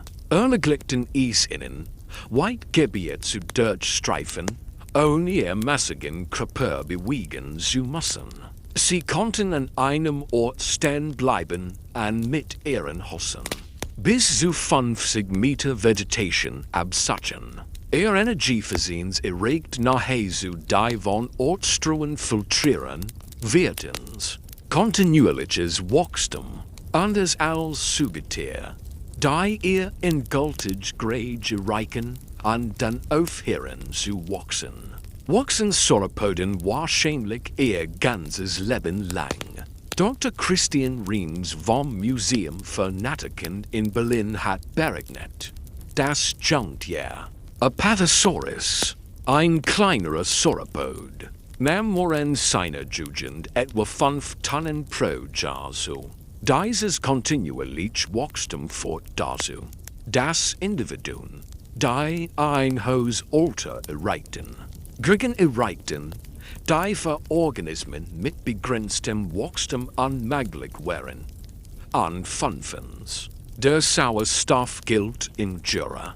Im Zeitalter der riesigen Sauropoden lag der atmosphärische Sauerstoffgehalt zwischen 24 und 28%, her als heute, aber weit unter dem Höchstwert der Carbons. Dieser moderate Anstieg der Sauerstoffwerte, kombiniert mit den Innovationen in der Atmung, ermöglicht ihn ausreichend zusätzlich Sauerstoffversorgung, die enormen Körper dieser Tiere zu ernähren. Doch dies Giganten verschwunden, und die Wissenschaft ringt mit der Frage. Warum die letzten riesigen Sauropoden verschwunden vor 66 Millionen Jahren. Als ein Asteroid mit 10 Kilometern Durchmesser auf der heutigen Halbinsel Yucatan einschlug. Der Einschlag setzt ihn Energie frei, die davon 10 Milliarden Atombomben entsprach. Die Schock well umkreist die Erde mehrmals. Überhitzt Trümmer wurden in die Atmosphäre geschleudert und regneten zurück auf die Erde. Sie infekten weltweit Waldbrand, die etwa 70% der Welt der Erde vernichteten. Ruheanstalt blockierten das Sonnenlicht für Monate, wie leicht sogar. Die Photosynthese kam zum Erliegen. Pflanzenfressend Dinosaurier verhungerten. Dann starben auch die Rautiere aus, die von ihnen abhängig waren. 75% aller Arten auf der Erde verschwanden innerhalb eines geologisch kurzen Zeitraums. Die Beweise für diese Katastrophe finden sich in Gesteinsschichten weltweit. In den Schicht aus mit Iridium eingereichertem Ton, einem Element, das auf der Erdoberfläche selten in Asteroiden jedig häufig vorkommt, markiert die Grenze zwischen Kreidezeit und Paläogen. Unterhalb dieser Schicht finden sich zahlreiche Dinosaurierfossilien. Darüber hinaus fällt jeglicher Fund. Das Massenaussterben erfolgt geologisch gesehen schlagartig. Dr. Anthony Barnowski von der UC Berkeley, dessen Forschung zu Osterbereinigung sich über Jahrzehnte erstreckt, stellt fest, dass dies das schnellst und vollständigst aussterben-dominante Grotier in der Geschichte des TELLT.DOCH der Asteroid erklärt nur das Aussterben der Dinosaurier. Was ist mit der pleistozänen Megafauna, den Mammuts, Rhizophotieren und Bren? Die waren nur 10.000 Jahren verschwunden. Kein Asteroid schlug am Ende der letzten Eiszeit auf der Erde ein. Kein Supervulkan brach aus. Keine offensichtliche globale Katastrophe ereinigt sich. Denextaben innerhalb weniger Jahrtausend etwa 80% aller Gattungen von Tieren. Über 1,00 Kilogramm aus. In Nordamerika verschwanden 30 Gattungen großer Säugetiere. In Südamerika verschwanden 50 Gattungen. Australian Wurle zijn Riesenbu Teltier. Eurasian Wurle Walnaschene, Hollenberen und Hirsch. Der Zeitpunkt korreliert verdächtig mit zwei Faktoren, dem Klimawandel und der Ausbreitung der Menschen. Mit dem Ende der Eiszeit stiegen die globalen Temperaturen wir bis 7 Grad Celsius. Die Eichel zogen sich zurück. Der Meerspiegel stieg 120 Meter. Die Ökosystem wandelten sich von riesigen Steppen. Dem kalten, trockenen Grasland, das weite Teil der Nordhalbkugel bedeckt, zu Wurden, Tundra und wärmeren Graslandschaften. Die riesigen Pflanzenfresser, die unter den Bedingungen der Eiszeit gediehen waren, sahen sich plötzlich mit schrumpfendem Lebensraum und veränderter Vegetation konfrontiert. Gleichzeitig breiten sich die modernen Menschen über den gesamten Globus aus. Homo sapiens, der Mensch, erreicht Australien vor etwa 65,00 Jahren. Und die australische Megafauna begann zu schrumpfen. Vor etwa 15,00 Jahren drangen Menschen nach Nordamerika vor. Und die nordamerikanische Megafauna brach kurz darauf zusammen. Der Zusammenhang ist frappierend, aber umstritten. Haben die Menschen dies Tier ausgerottet? Oder haben sie sich einfach in Gebiet ausgebreitet, in denen der Klimawandel die Megafauna-Populationen bereits geschwächt hat? Dr. Barnowskis Arbeit aus dem Jahr 2000 für ein Quaternary International die Hypothese der Obermegen jagt. Wird untersucht, die enorm, dass die Jagd durch den Menschen zum Aussterben der Arten im Pleistozän fort. Die beweislich ist zwar indirekt, aber überzeugend.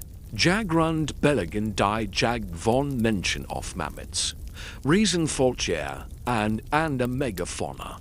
Computermodelle zeigen, dass selbst ein moderater Jagddruck durchschnittlich nur 1 bis 2% einer Population tät, innerhalb weniger Jahrhundert. Zum Aussterben großer, sich langsam fortpflanzende Arten führen kann. Der Nachweis eines ursächlichen Zusammenhangs bleibt jedoch schwierig. Was wir mit Sicherheit wissen, ist, dass Grage ihren Preis hat.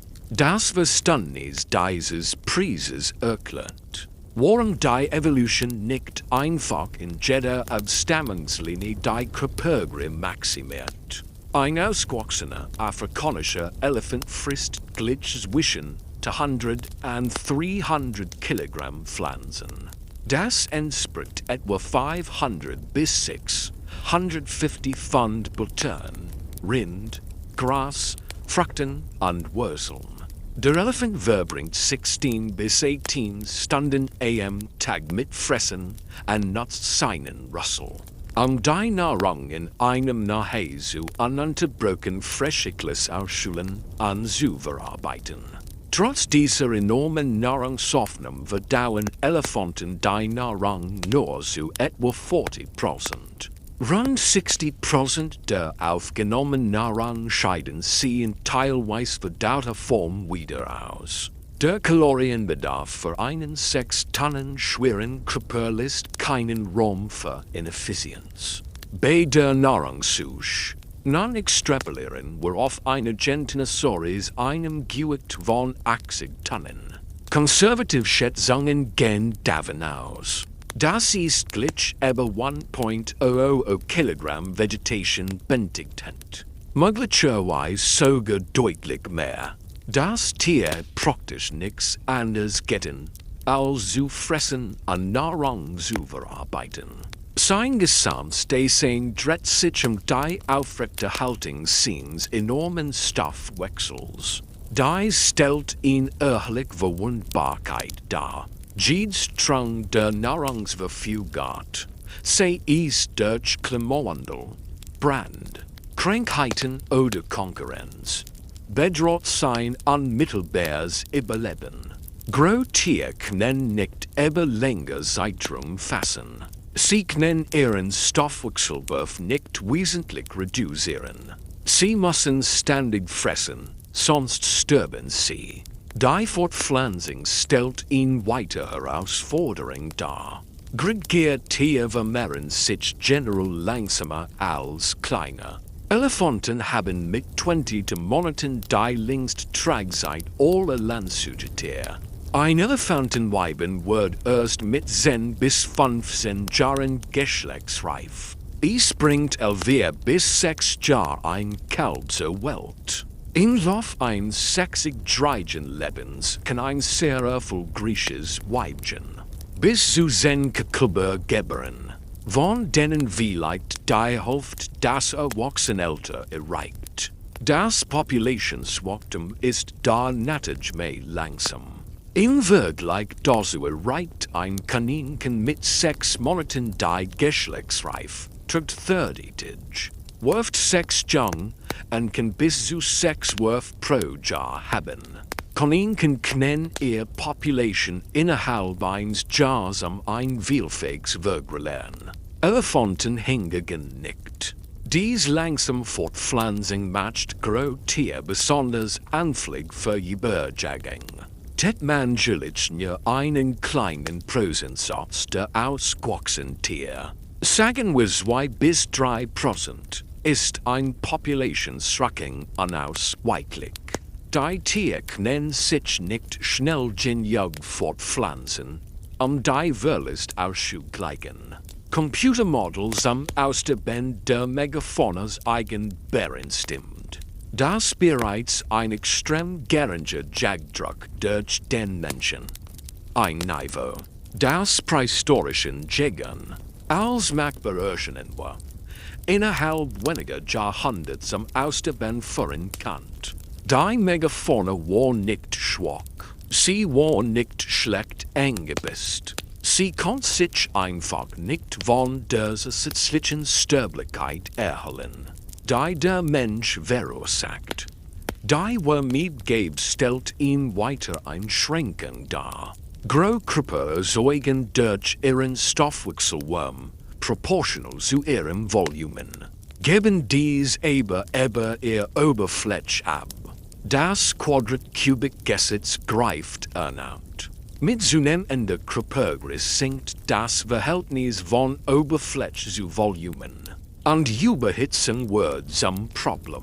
Deshalb haben Elefanten grau, dann blattgefreie Ohren.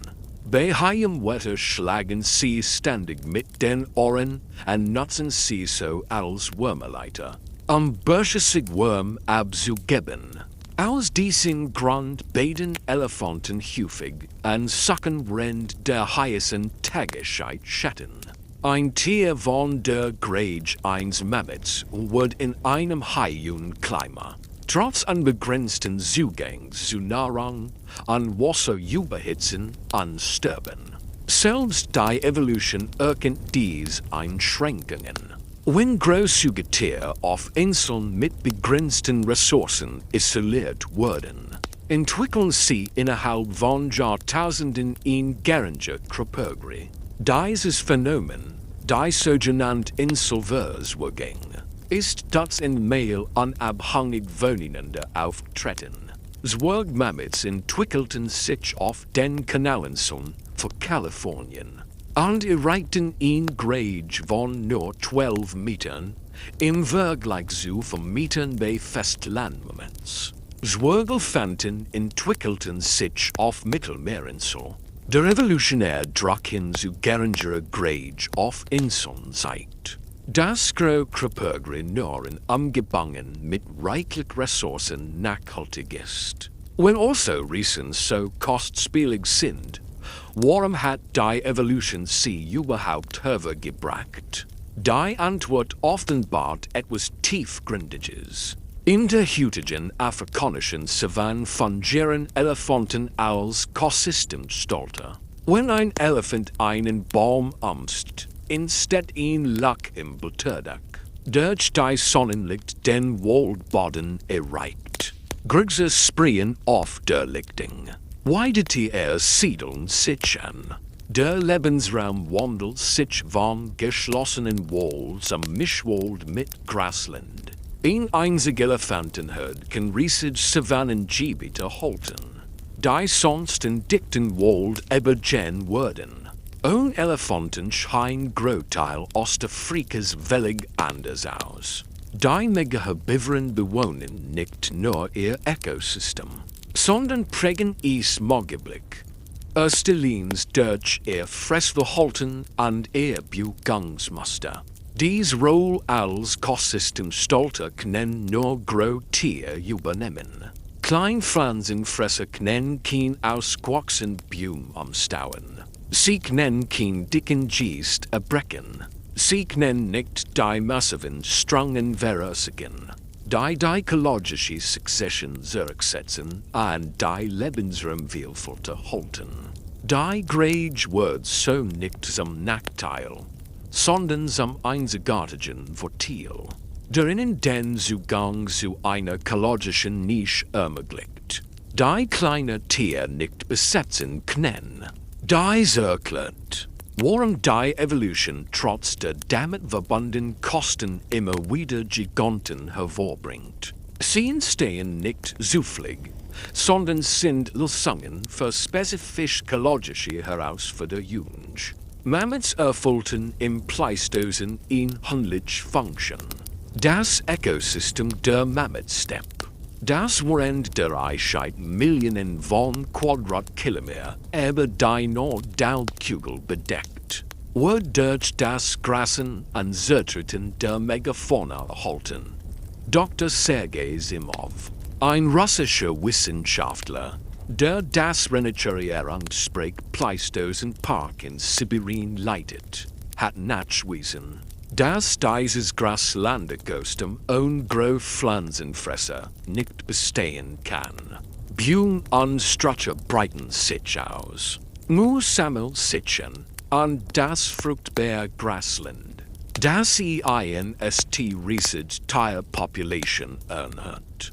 Verwandelt sich in relativ karge Tundra oder lichten Wald. Die Mammoths waren nicht nur in die Mammoth-Steppe eingebüßt, sondern für ihr Fortbestehen unerlässlich. Die Verteidigung gegen Fressfeind bietet einen weiteren Vorteil der Grage. Ein ausgewachsener Elefant ist praktisch keinem Predationsrisiko ausgesetzt. Luintens wo gelegentlich Elefantenkälber, aber ausgewachsene Elefanten sind unverwundbar. Dasselbe gilt für ausgewachsene Mammoths, Riesenfaultiere und andere Megafauna. Großgenjag zu werden, immer gegen Fressfeind zu sein, stellt ihn wirkungsvoll evolutionäre Strategie dar, die es den Tieren ermöglicht, sich ganz auf Nahrungsaufnahme und Fortpflanzung zu konzentrieren, und so von ständiger Wachsamkeit befreit zu werden.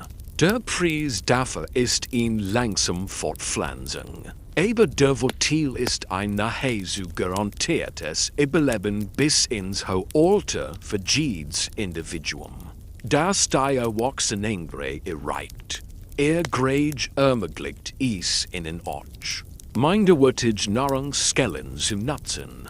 Elefanten können Materialien verdauen, die für kleine Tiere anzureichend sind. Ihr riesiger Darm, gefüllt mit fermentierenden Bakterien, juent Kalorien aus grober Vegetation wie Baumrind und reifem Gras. Die kleine Pflanzenfresser nicht effizient verarbeiten können. Dadurch können Elefanten in Umgebungen überleben, in denen kleine Pflanzenfresser verhungern würden. Sie besetzen aufgrund ihrer Grage eine spezifische Nahrungsnische. Als die Megafauna verschwand, blieben dies ökologischen Nischen unbesetzt. Die Mammoth-Steppe brach zusammen. Die nordamerikanischen Graslandschaften veränderten sich. Ökosystemen reorganisierten sich nach dem Verlust ihrer größten Mitglieder, was oft zu geringerer Produktivität und Artenvielfalt fort. Die Kaskadeneffekt der Megaphon-Ausstoßens prägen die Landschaften noch heute. 10.000 Jahre nach dem Tod der letzten Mammuts. Giganten waren keine evolutionären Fehlentwicklung, die zum Scheitern verurteilt waren. Sie waren hocherfolgreiche Organismen, optimal an spezifische ökologische Nischen angepasst. Ihr Aussterben stellt nicht das unausweichliche Schicksal aller grauen Tiere dar, sondern ist ein historisches Ereignis, das durch beispiellos Umweltveränderung und menschlichen Einfluss bedingt war. Und das fort an sich zu deinem Körper, zu der Frage, mit der wir begonnen haben. Warum bist du kein Ries? Ihr Gehirn wiegt etwa 1400 Gramm. Das sind weniger als 2% ihres gesamten Körpergewichts. Doch in diesem Moment, wenn Sie dies Wort verarbeiten, wenn der visuelle Kortex Symbole interpretiert und ihr sprachlichen Bedeutungen entschlüsseln, verbraucht Ihr Gehirn rund 20% aller Kalorien, die Sie im Ruhezustand verbrennen. Allein für die Aufrechterhaltung der grundlegenden Funktionen benötigt dieses 1400 Gramm Nervenjugend gleich etwa 350 Kalorien. Es ist mit Abstand das stoffwechselinteste Gewebe in Ihrem Körper und verbraucht pro Gramm 20 mal mehr Energie als Muskelgewebe. Stellen Sie sich nun vor, was passieren würde, wenn der Mensch auf ein Grade von 270 Metern anwachsen würde. Bei gleichbleibenden Körperproportionen. Das Gehirn muss proportional mitwachsen. Wenn euch nicht unbedingt im gleichen Maße wie der Körper, doch die Versorgung dieses Gehirns. Das Pumpen von Blut in einen Kopf in 170 Metern wird ein enormes Kreislaufkapazität erfordern. Und hier liegt der entscheidende Nachteil.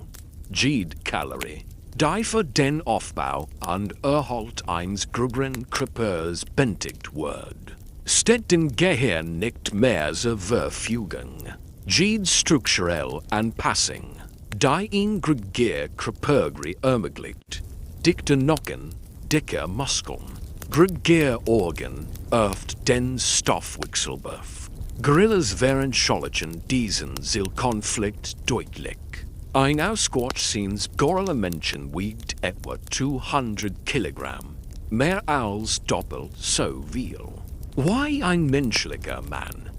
Doch sein Gehirn wiegt nur etwa 500 Gramm, kaum ein Drittel unseres. Der Gorilla hat seine evolutionäre Investition in Körpergröße an Kraft gesteckt. Kann beim Bestingel mit seinen Pfoten zerbrchen. Kann Rivalen allein durch sein körperlich Prozess einschüchtern. Aber im Feld der kognitive Fähigkeit, die den Menschen auszeichnet. Dieser Konflikt zwischen Intelligenz und Muskelkraft scheint in der Primatenevolution grundlegend zu sein. Dr. Hermann Ponce von der Duke University, dessen Stoffwechselfolge die Evolutionsforschung revolutioniert hat gesagt, dass Menschen gleich etwa genauso viel Kalorien verbrennen wie andere Primaten handlicher Grade.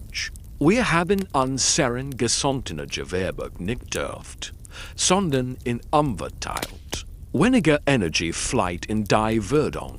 Unser Darm ist im Verhältnis zu unserer Körpergröße kleiner als erwartet. Weniger Energie wird für den Muskelerhalt benötigt. Wir sind, bezogen auf unser Gewicht, schwächer als Schimpansen.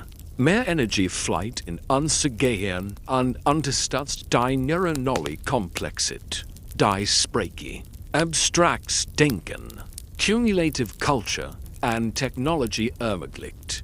Dies die Langstreit erklärt. Warum die Menschen trotz ihrer eher bescheidenen körperlichen Grade erfolgreich wären. Ihr Vorfahren mit einer Grade von 165 bis 175 Zentimetern und einem Gewicht von 65 bis 80 Kilogramm wären im Vergleich zu Mammuts winzig. Von Holländeren gebarrt und von praktisch allen Rob und Butetieren, denen sie begegneten. Überholt, dennig entwickelten sie Werkzeuge. Sie tauschten komplex Informationen durch Sprache aus. Sie arbeiteten bei der Jagd zusammen und entwickelten ausgeklügelte Strategien. Sie beherrschten das Feuer. Sie bauten Unterkunft, die kognitiven Vorteile, die ihnen ihr groß Gehirn bot, glichen die körperlichen Einschränkungen mehr als aus. Die Tsunami der Körpergri in den letzten Jahrzehnten seit. Das Greenveränderung primer durch Umweltfaktoren und weniger durch genetische Faktoren bedingt sind. Niederländische Männer, der seit die Great Bevölkerungsgruppe weltweit, haben seit 1850 ihr durchschnittliche Körpergri 20 cm gesteigert.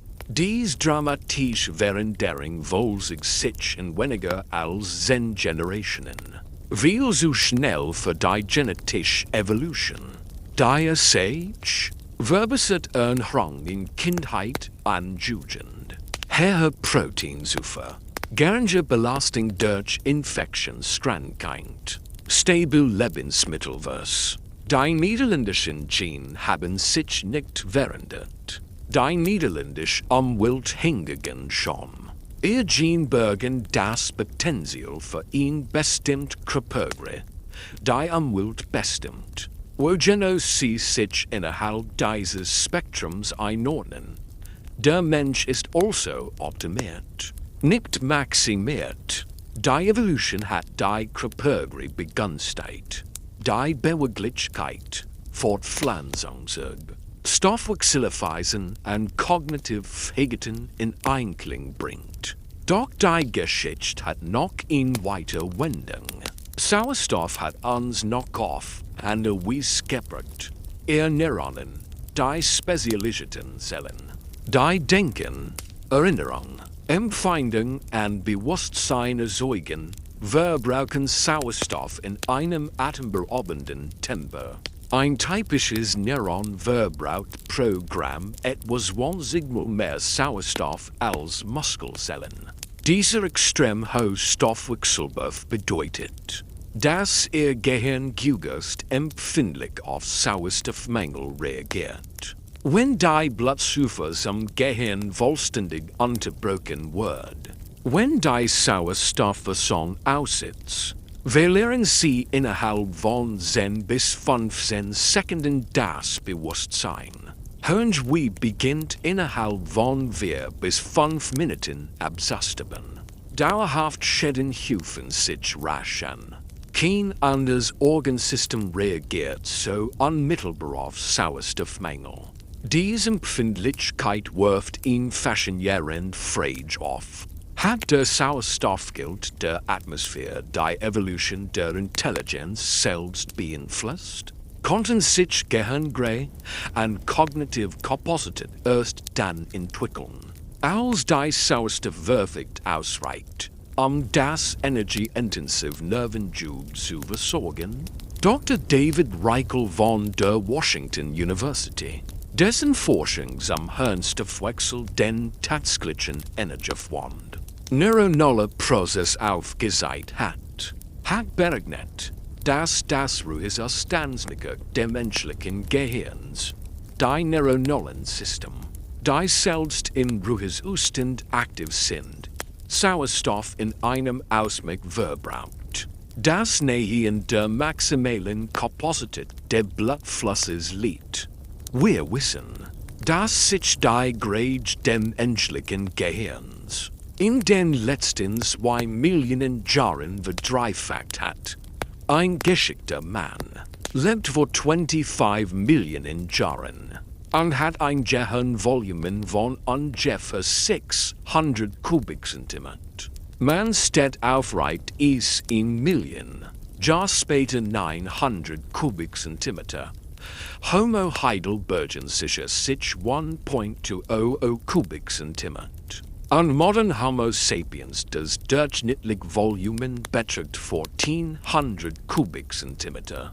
Dies Ausdehnung fand im Pleistozän statt. Als der Sauerstoffgehalt der Atmosphäre bei etwa 21% stabil blieb. Die Sauerstoffkonzentration war also nicht der direkte Auslöser für das Wachstum. Allerdings kann der Sauerstoffgehalt im Blut die maximale Grade des Gehirns begrenzt haben. Kann ein 1400 Gramm schweres Gehirn in einer Atmosphäre mit nur 15% Sauerstoff, wie sie in einigen Epochen der Erdgeschichte vorherrscht, überhaupt funktionieren? Der reduzierte Sauerstoff toltig wird die Sauerstoffversorgung der Nervenjubes einschränken. Entweder wird die Gehirnfunktion beeinträchtigt sein, oder das Gehirn kann sich nicht über die für niedrige Sauerstoffkonzentration notwendigen Gründe hinaus entwickeln. Wir können dies nicht direkt testen, aber das Prinzip erscheint plausibel. Die Sauerstoffwerte begrenzt die Stoffwechselmethodik. Und das Gehirn stellt den Stoffwechsel in seiner extremsten Form dar. Denken Sie an einen Schlaganfall, den medizinischen Fachbegriff für einen Hirninfarkt. Wenn ein Blutgerinnsel in Arterie verstopft, die einen Teil des Gehirns versorgt, wird das betroffene Gewebe sofort mit Sauerstoff unterversorgt. Innerhalb von Minuten sterben Neuronen ab. Der Schaden ist dauerhaft. Schlaganfallbeben verlieren oft dauerhaft Funktionen in der betroffenen Hirnregion. Sie können nicht mehr sprechen. Ihr Körper hilft nicht mehr bewegen. Geschichte nicht mehr erkennen oder geschrieben Sprache verstehen.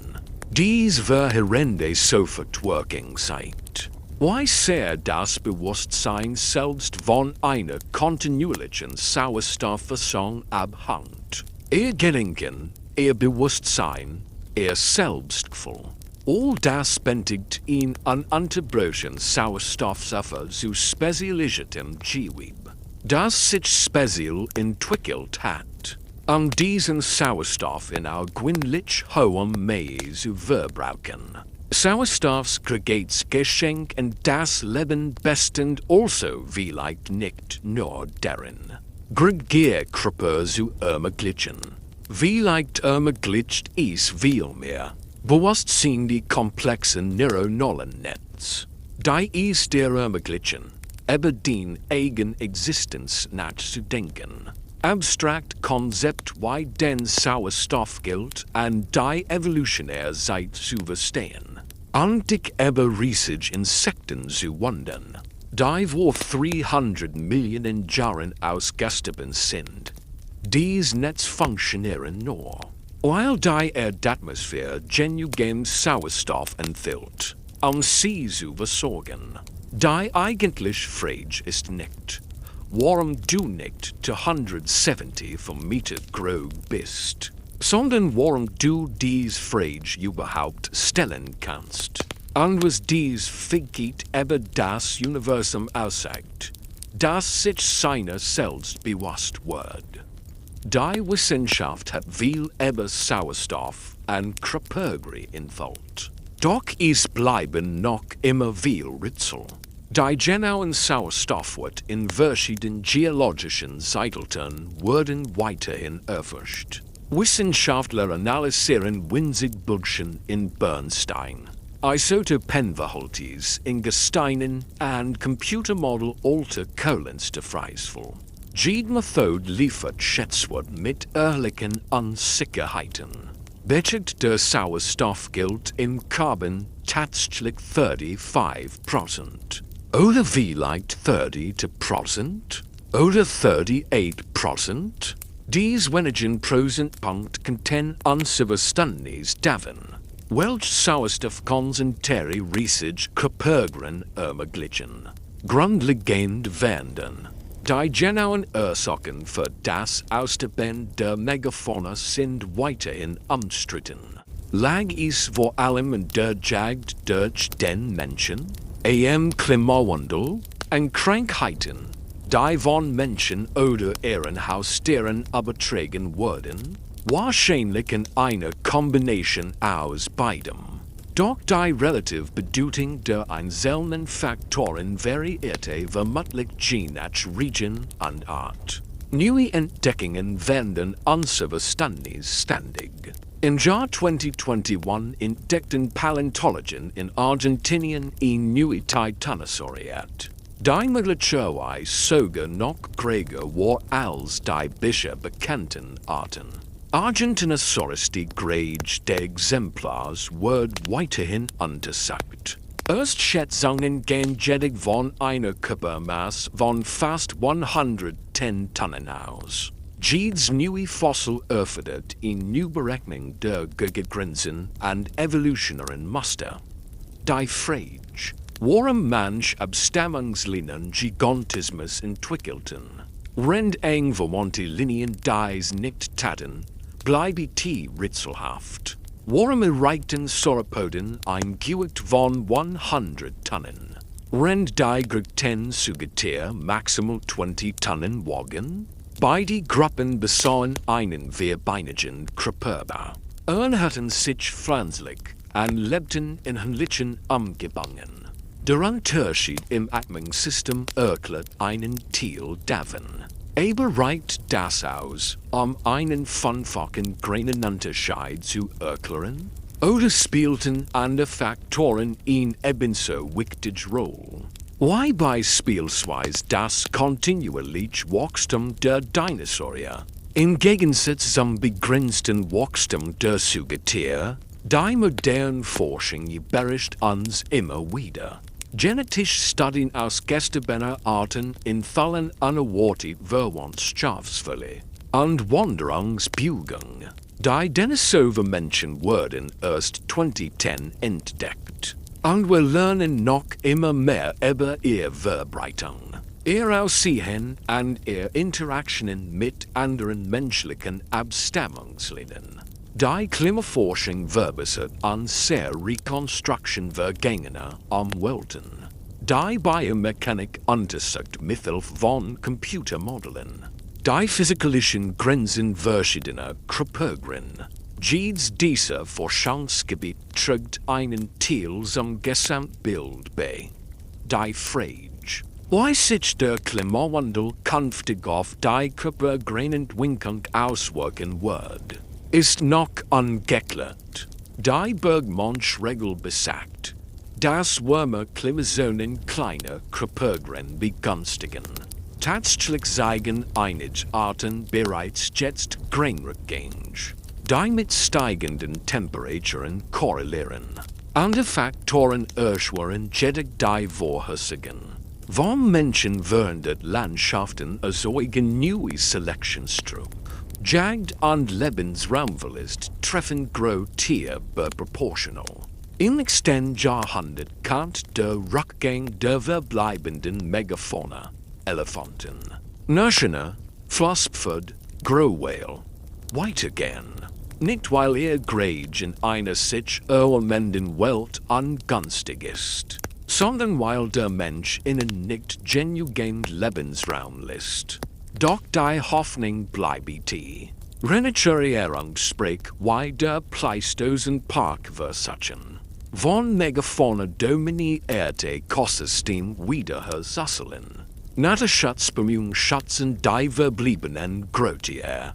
Unser Verständnis der Lebensbefiehres dieser Giganten verbessert sich chillig. Vielleicht ist die Geschichte der Giganten noch nicht zu Ende. Vielleicht Wurden in Jahrhunderten noch Elefanten durch die afrikanische Savanne streifen.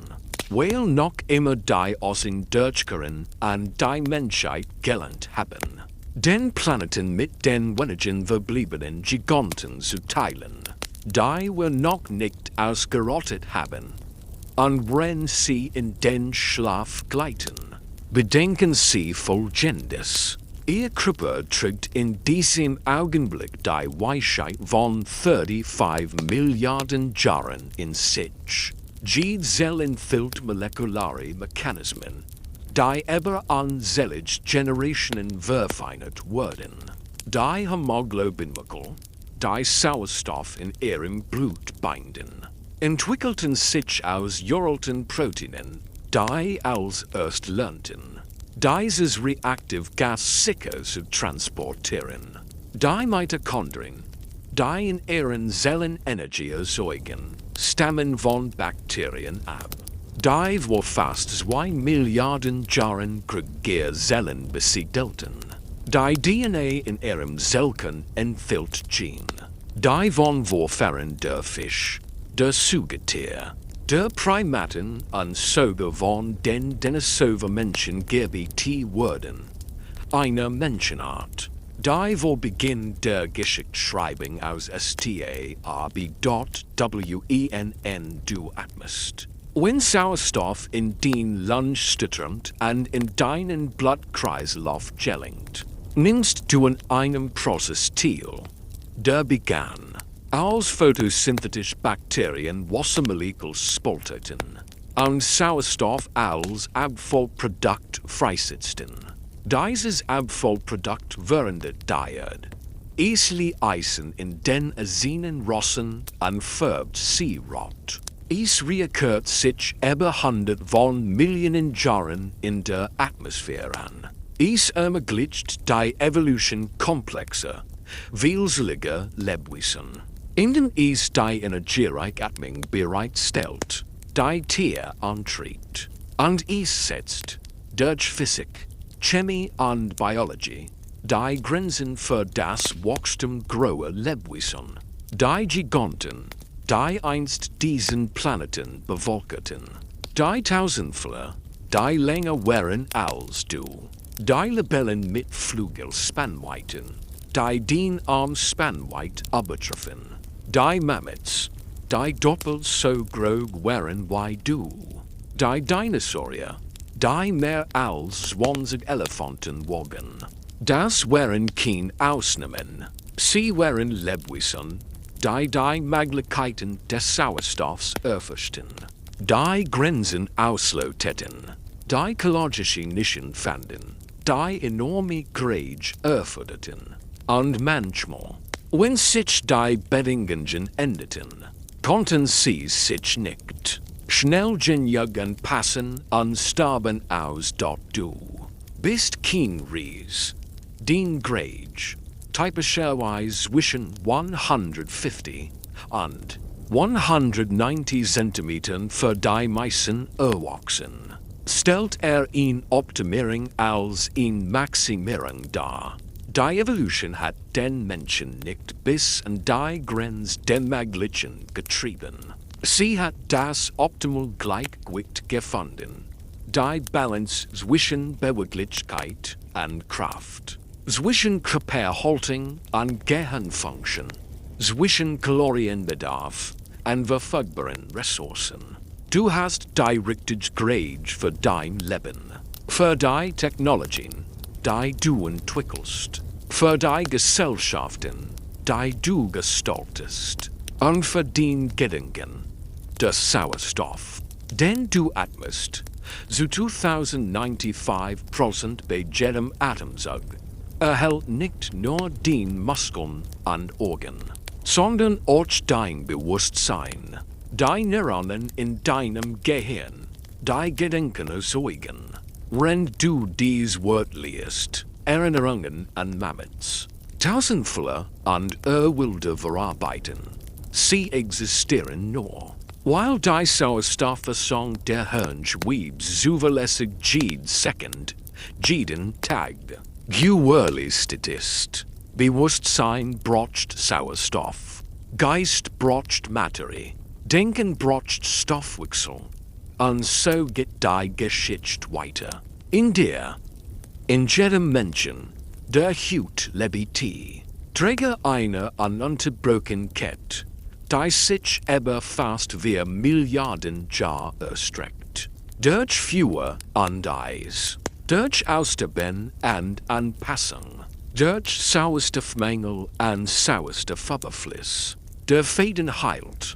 Du bist das Produkt dieser Reise, der genetische Innovationen, die sich über die Geschichte bewährt haben, der nicht nur atmosphärische Veränderungen, die komplexes Denken erst ermöglichten. Und die Geschichte wird weitergehen, sein nachdem du nicht mehr da bist. In Zukunft, die wir uns kaum vorstellen können, aber uns sehr nachkommen würden leben, die Luft atmen, die Erde innen bietet, sich in all Herausforderungen anpassen, das alte Experiment fortsetzen, was aus Leben werden kann, wenn man im Zeitschritt und Sauerstoff und die Möglichkeit, sich weiters entwickelt, Schlafgott und Traum von Riesen.